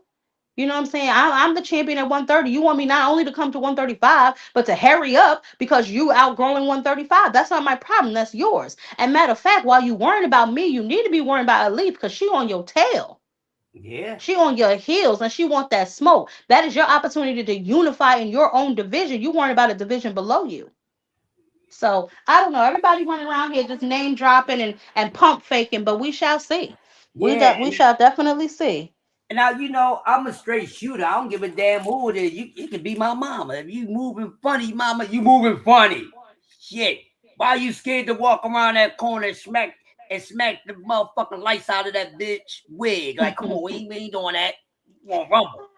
Yeah, I don't know Uh, what's going on, but and that go for my girl Caroline too. I like Sweet Caroline, but she moving on that bullshit. well, I Anybody suspect ducking that smoke, I ain't feeling you because I ducks no damn smoke. I I walk suspect out the that door with this is the creation of Clarissa Shields, right? She has her little minions spinning in a web. You know, definitely Caroline Dubois. I don't know if she's gotten her hooves into Tierra Brown yet, but I definitely know Caroline was on a quest for Clarissa Shields. But like I said, Caroline has her own issues that she needs to tend to. Whatever happens next just happens next. You know, Alicia. Once Caroline clears her division, if she still want to get in there with Alicia and Alicia ain't got no fight lined up, listen, you know me, squabble up. You know, there's no real reason not to. However, you can't run around here talking about Alicia is ducking you when you're not in her weight class, first of all. You still need to unify in your own division, and you have work of your own that you need to clean up. You can't call out a champion from another weight class telling somebody that they ducking your ass when, first of all, you haven't even completed your own task.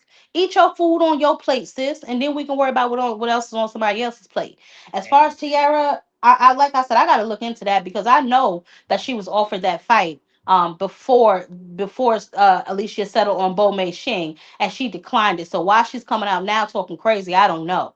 But I like her, and like you said, I like Caroline too. But we got to keep it actual and factual. We're gonna see Yeah. what's really what. You know what I'm saying? We're gonna see. We're gonna throw a couple rocks, see what shake out the trees. You know what I'm saying? So we'll definitely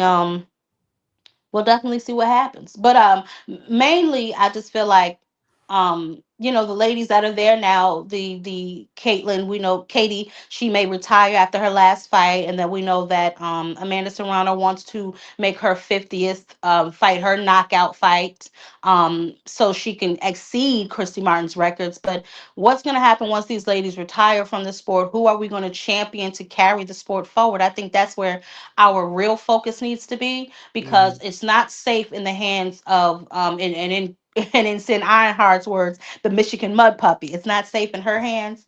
And so we just don't know what's going to happen. But we're going to see what takes place moving forward. But I'll say this, for a lot of people who claim that they don't watch women's boxing, it's a whole lot more knockouts going on over there than in a damn Shakur fight and in a damn Devin fight.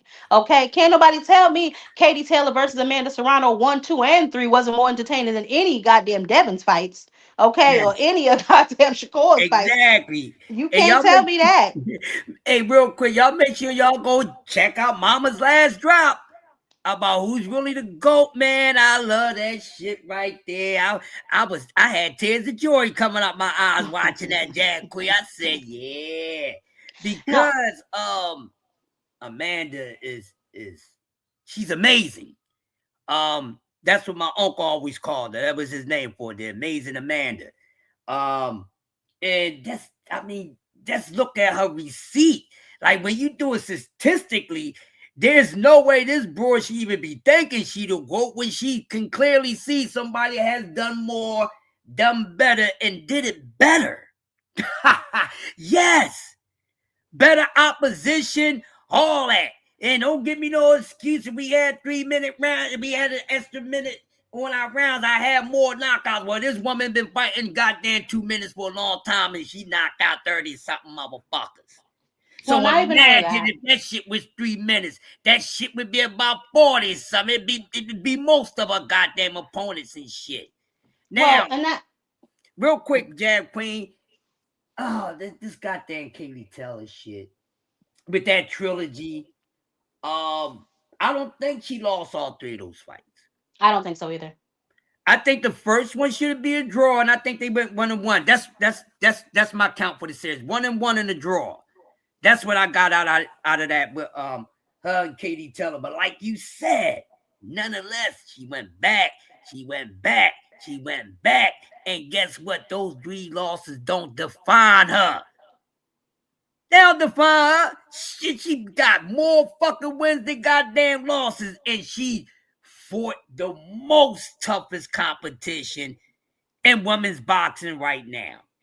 And And I'm the gonna reason, say overall, she yeah. fought nothing but stiff opposition and did it in multiple weight classes. I call her the motherfucking Mrs. Henry Armstrong and Amelia Griffin of goddamn women's boxing. So that's the thing though, right, Crush? Like, so what prompted me to make that video, and I talked about it briefly on my live, was the fact that she did tie recently in her last fight Saturday night with Christy Martin in knockouts. So it made me really start looking into Amanda, because I mean I knew that she had, dropped one of her belts so that she'd be able to fight 3 minute rounds, which she's been doing, you know what I'm saying? But I was like, damn, what else has she done? And it just started to amaze me. And then I was like, well, wait a minute, because to me, the GOAT argument leans more towards Amanda than Clarissa. And then when I started doing my research and I saw that every belt that Clarissa won at middleweight was vacant, I was like, what the hell is going on? And then, you only have 17, 18 fights. Some of those were rematches with the same person, Franchon Cruz. You know what I'm saying? So it's like after the Olympics, which, yes, she has those 2 Olympic gold medals. We can't take that away from her. But that was back in what, 2017? That was almost 10 years ago. What have you done for me lately? To be this quote of women's boxing, you're not doing what some of the other ladies are doing. You're not fighting 3 minute rounds. Okay, you're not fighting tough competition. You said out of your own mouth that all the women at heavyweight are old, slow, and old, slow, and they have less fights than you, so you should be beating them. You know what I'm saying? It just doesn't add up to me. But Amanda Serrano, 7 different divisions. all of those accolades, plus she's fighting 3 minute rounds, plus she has the knockouts to back her up, plus how she moves outside of the ring. She has a deal with was it is it Jordans? I think she's a representative for Jordans, which is why she's always wearing them. Mhm. She has the water, I think it's Celsia. She has the Celsia partnership, and she's also partnered with who was that, I don't know if it's Chick-fil-A or something like that, but she's also partnered with the chicken spot, so she has reputable brands, you know what I'm saying. And obviously she's the face of MVP as it Mhm. stands right now, which is the biggest, what I'm saying, women's promotion in boxing right now, who landed themselves on ESPN. That's historic. All of those things are historic. So when I talk about who has a better argument for the greatest woman of all time, that's a heavy hat to wear, right? So Yeah. it has to be encompass of everything, not just what you're doing in the ring. And honestly, I don't think Clarissa is that skilled. If I'm being honest, I think she's wild and aggressive. I think she's wild and aggressive. And if she lost some of that weight and went back down where some of the competition is, would she still be undefeated? I mean, it's just Nope. a question. Nope. She sure wouldn't. They down there. That's where it's at. That's why woman boxing is at the place that is at right now, because it's so much excitement is in the smaller weights. Mm-hmm. And physically, men, we are bigger, naturally bigger than goddamn woman. You know what I mean? Especially when it comes to the sports side of things.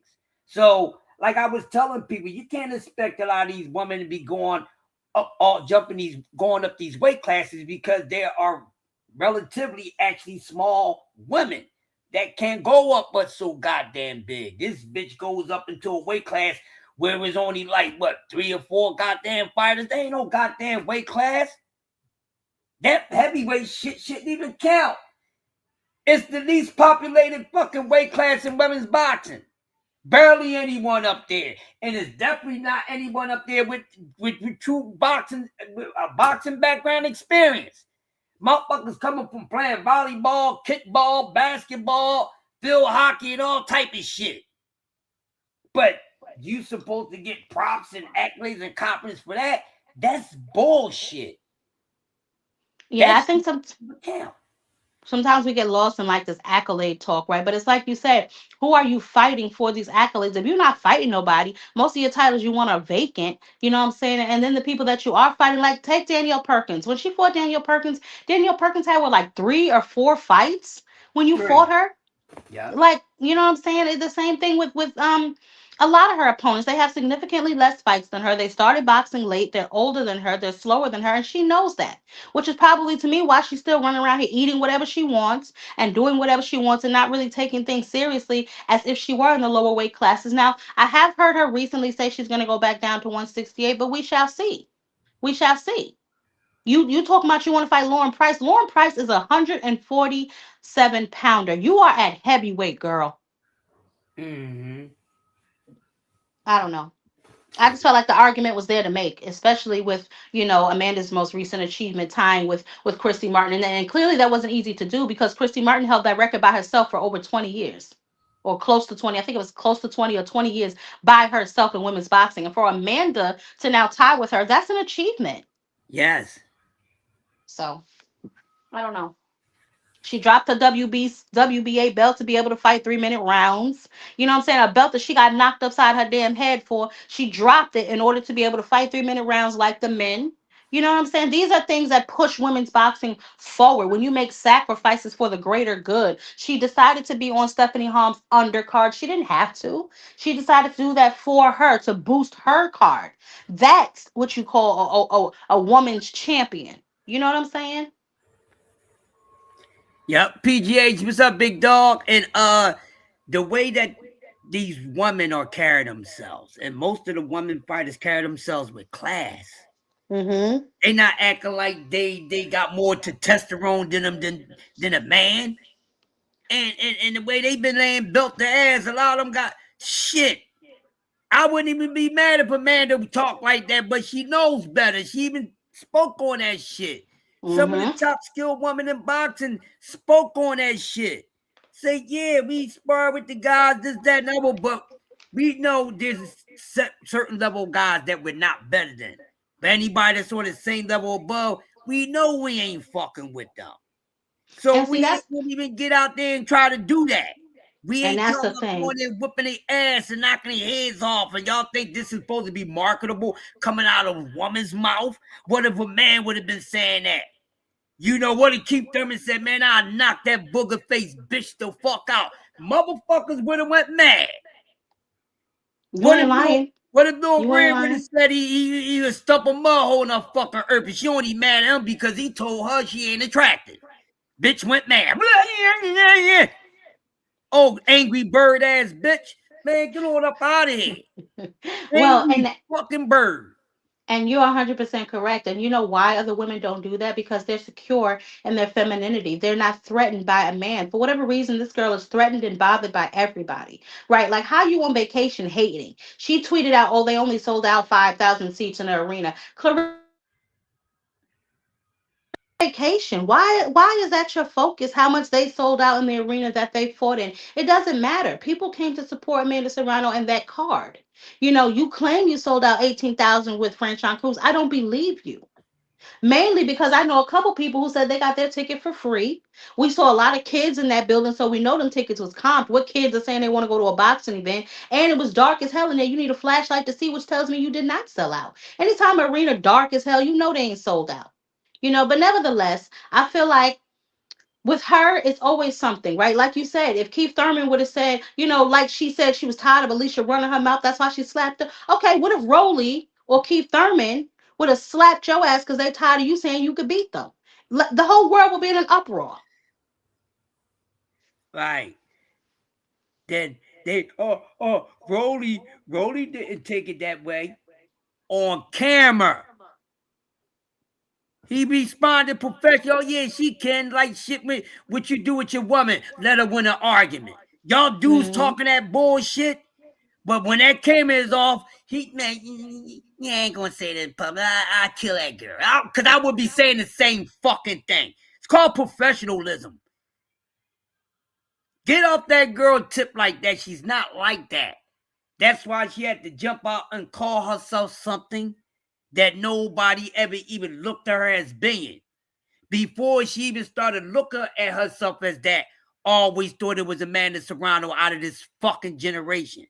Because the work she's been putting the fucking, look at it. Her stat sheet shits on Clarissa's. It ain't even close. Right, and she's not a braggadocious person, so that's why I feel like, you know, this loud bunny, she's out here running around talking about all of her things, even with the lie. You know, when she said she was the first woman to make $1 million. No, you were not. You're not even the highest paid woman in boxing. You talking about that $8 million deal? Katie and Amanda broke nine. They did what, 9 million a piece at their last MGM fight. So how are you the highest paid woman in boxing? You weren't Right. the first woman to make $1 million. That was Amanda Serrano for their first fight with Katie Taylor. Then Yep. it was the second or the third one. They broke $18 million. They split that evenly, which is nine apiece. So your $8 million deal still ain't touching theirs. Plus all the rest of the money that she's made, but she doesn't talk about it. She doesn't brag about it because when you're really making money, you don't brag about it. Like, I will tell you something that I automatically know, right? When I see a nigga with every piece of jewelry he owns on, I automatically think you insecure, you want to be seen, and you broke. Who does that? Who wears all their money? I'd rather live in my shit and drive my shit than wear it. Yeah. And when you always got to talk about money, your money ain't as big as loud as you saying that the shit is. You always got to say, well, I got money. I got more money than this person. I got more money than that person. Don't you know those motherfucker that got more money than you? Is everybody know somebody that got more money or less money? That's just that makes the world go round. Goddamn. Listen to the stylistic motherfuckers. People make the world go round with they bullshit. Mm-hmm. What Mm-hmm. are I'm you telling talking you. about? She I'm is telling the you. fucking GOAT. Always thought she was the motherfucking GOAT out of this motherfucking generation. And she's Mm-hmm. putting the work to do it. Yes, she has. Now this Yes. old delusional self-identity crisis, loss prevention ass soul having broad. You know what I'm saying? Loss prevention soul having broad want to come out here and then copy right behind Ali, but you hating on his motherfucking daughter, and you really mad at her because your daddy was a big fan of hers. Like, come on. You wanted to be everything like her. You wanted your daddy to be Ali. You wanted to be her. I see through everything. I look at energy, goddamn. That's what I do. Fuck your Yeah. bullshit avatar. I'm looking at your goddamn energy. I don't give a fuck how beautiful the outside or how ugly the outside is. I'm looking at everything. Look, when I look at your fucking scanners, my vision is blurry. Your shit is fucked up. You gotta get the fuck away from me because I'm about to have a solar breakdown and explode and just send you to the shadow realm somewhere. I'm truly an energy person. Like I don't like that shit. I'm really an energy person. Every person that I deal with or whatever is based off of energy and energy alone. I don't give a fuck about I love you. I'm going off your fucking energy. And once it start clashing, I gotta sit back and think, why is it clashing? Because it can be for multiple reasons. Or you could just be a low frequency motherfucker, and there ain't no motherfucking, and I'm not a pair of jumping fucking cables, okay? Not no jumping cables. I'm not gonna be giving you motherfuckers jump for y'all goddamn energies and shit and frequencies to get up. No, that's draining my shit. You draining my battery. Get the fuck away from me. You know what I mean? That's like these dudes is draining me with this bullshit and ain't fighting no goddamn body. Boxing hemorrhoids flare the fuck up. No, I completely get it. And that's why I made the argument because Amanda's so very, she's soft spoken and she's so humble. I was like, you know what? She deserves for someone to say, I see you. And I never understood how we were giving somebody with only 17 fights that title anyway. We wouldn't do that to no man. Why the hell are we doing it for a woman? There's no fighter that is a man that has 17 fights that can run around here calling himself the GOAT and we'd be okay with it. We'd have a damn heart attack. Facts. It just doesn't add up. I mean, I don't know, whatever. And I know she like sent them a cease and desist when people started calling her the real quote or something like that, Amanda. So she sent them a cease and desist. I guess she trademarked the quote title so no one else can use it. But I mean, it's a marketing tool, sure, and it has been effective. Most people do when they hear that name, they think of Clarissa. So that was a brilliant marketing strategy. But if we get down to the real facts, you're not living up to that title, sis. You don't you're nowhere near except Amanda Serrano has 50 some odd fights. You have 18. How the hell are you the GOAT? And even that she patented, that don't make her the goddamn GOAT. Because we wasn't calling Amanda the GOAT. We was calling her the GOAT. I didn't say, oh, well, this is the GOAT. I said, she's the GOAT of women's boxing. I ain't say GOAT. I ain't come up. You came up with that shit. That was a slick move, bitch. I know what you did. That was a good move, bitch, but nice try, but still, that don't make you the greatest of all time when it comes to women fight, because you put the W onto this shit, and you just, the only thing you did was branded the fucking name, bitch, but you ain't the GOAT. So nice try again. Close but no cigar. Keep on trying, keep on trying. And she ain't really do nothing. Names like that have to be given by the people. I feel like that's a name that you should let the people give you, right? Like face of boxing or face of this, face of that. That's something that should come from the people. That's not something you should name your damn self. You know what I'm saying? I can walk around here saying I identify as a damn frog. That don't make it true. You know Right. what I'm saying? So it's something that you should let the people give you, not you shouldn't be naming yourself. And then if you run around here and you're fighting with the legends, you're fighting with the current boxers, if it stink over there and it stink over there, damn it, it's you. You know what I'm saying? You got an issue with Layla Ali. You got an issue with Christy Martin. You got an issue with everybody that basically challenges you or calls you out on your BS. You have an issue with them. You beefing with the whole MVP roster from the owners on down. How the hell you beefing with a whole promotional company from the owners to the damn employees, and yet it's everybody else, it's not you. And I'm supposed to believe that. And it's crazy because they have under their umbrella 90% Yep. of the professional women's boxing. Yep. Bitch, She put her you foot in her ain't mouth Bruce with Lee this. going to the dojo. You ain't nice like that. What she think she Bruce Lee going to the dojo? Bitch, you ain't nice like that. Listen, every time she talk, I be looking at her like, please. You remember Bruce Leroy catching bullets with your teeth? Nigga, please. You know what I'm saying? Like, please, girl, sit down some doggone where, man. Sit yourself down somewhere. Mm-mm-mm. Mm-mm-mm. I'll tell you what. I'm not sure if we'll see her get up out of here scathed or something. She'll probably retire undefeated because for one, the competition pool where she is very slim to none, and she fights a lot of older women who just started boxing or whatever the case may be. So she'll probably get up out of here unscathed. You know what I'm saying? Which is nasty business. But I'll tell you who I don't think will get up out of here unscathed. Shakur. I Yeah, think, like you said, it's going to be somebody we don't expect to beat him that's going to go in there and really whip him out. So we'll see. We'll definitely have to see. And it's getting nasty though. It's getting real nasty. They have nobody to fight but each other. So who knows what's next for these boys? yeah. If they not gonna fight each other, then they don't have nothing. So They they don't. about to just pack it up. Mm-mm. They not. They're not gonna fight each other. They're gonna fight a whole bunch of lower opposition. You know what I'm saying? Like Lamont Roach is about to fight Zapata. You know what I'm saying? Off of a loss, he coming off 2 draws. You know what I'm saying? So who knows? If Keyshawn don't get the Devin Haney fight, who knows who he'll fight at 147 since he now took his ass up there.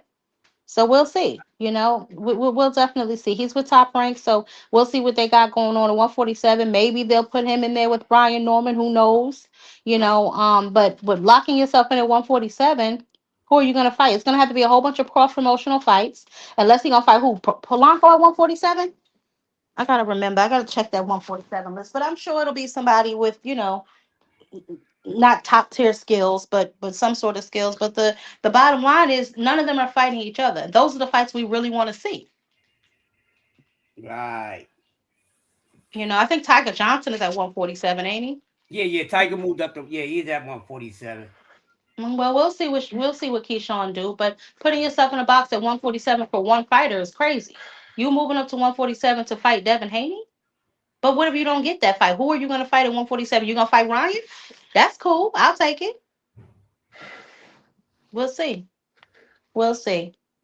We'll definitely see. But I got a feeling they're not going to challenge themselves. They talk all that trash about Ryan, but I'll tell you what, Ryan is one of them fighters that really will fight any damn body. Yeah. Yep. But we gonna definitely see. But I know I'm excited. We in the month of June, Jab Queen. We got a couple weeks, but they'll be here fast Yeah. enough. I'm Yeah. ready. I'm ready for this display, this showcase that Gerard Ennis is going to show against the world against Xander Zayas. I'm gonna say this: this fight is not going to be as competitive as anticipated. I didn't say it's going to be a wash, people, but it's not going to be as competitive as y'all think. And Mm. hey, Xander ain't knocking a fucking thing the fuck out.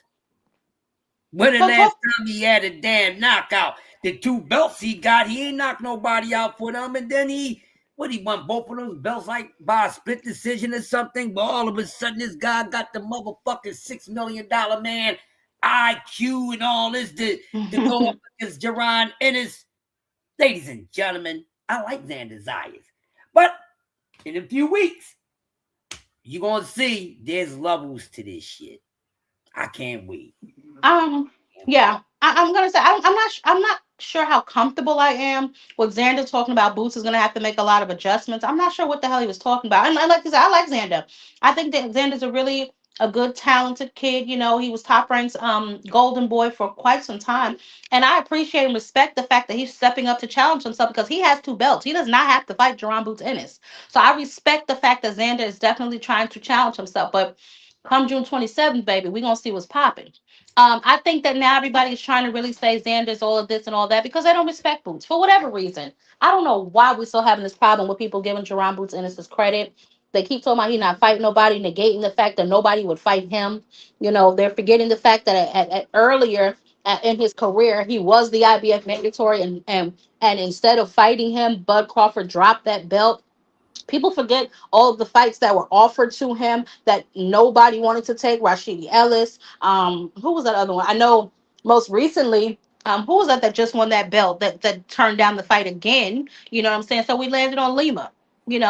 We seen Virgil Ortiz put himself in the witness protection program not to have to fight Jerron Boots in it. So we also have to take those things into account when we say that Boots is not fighting nobody. We have to remember how many people were offered the fight and declined the fight, either by strategically ducking or pricing themselves out.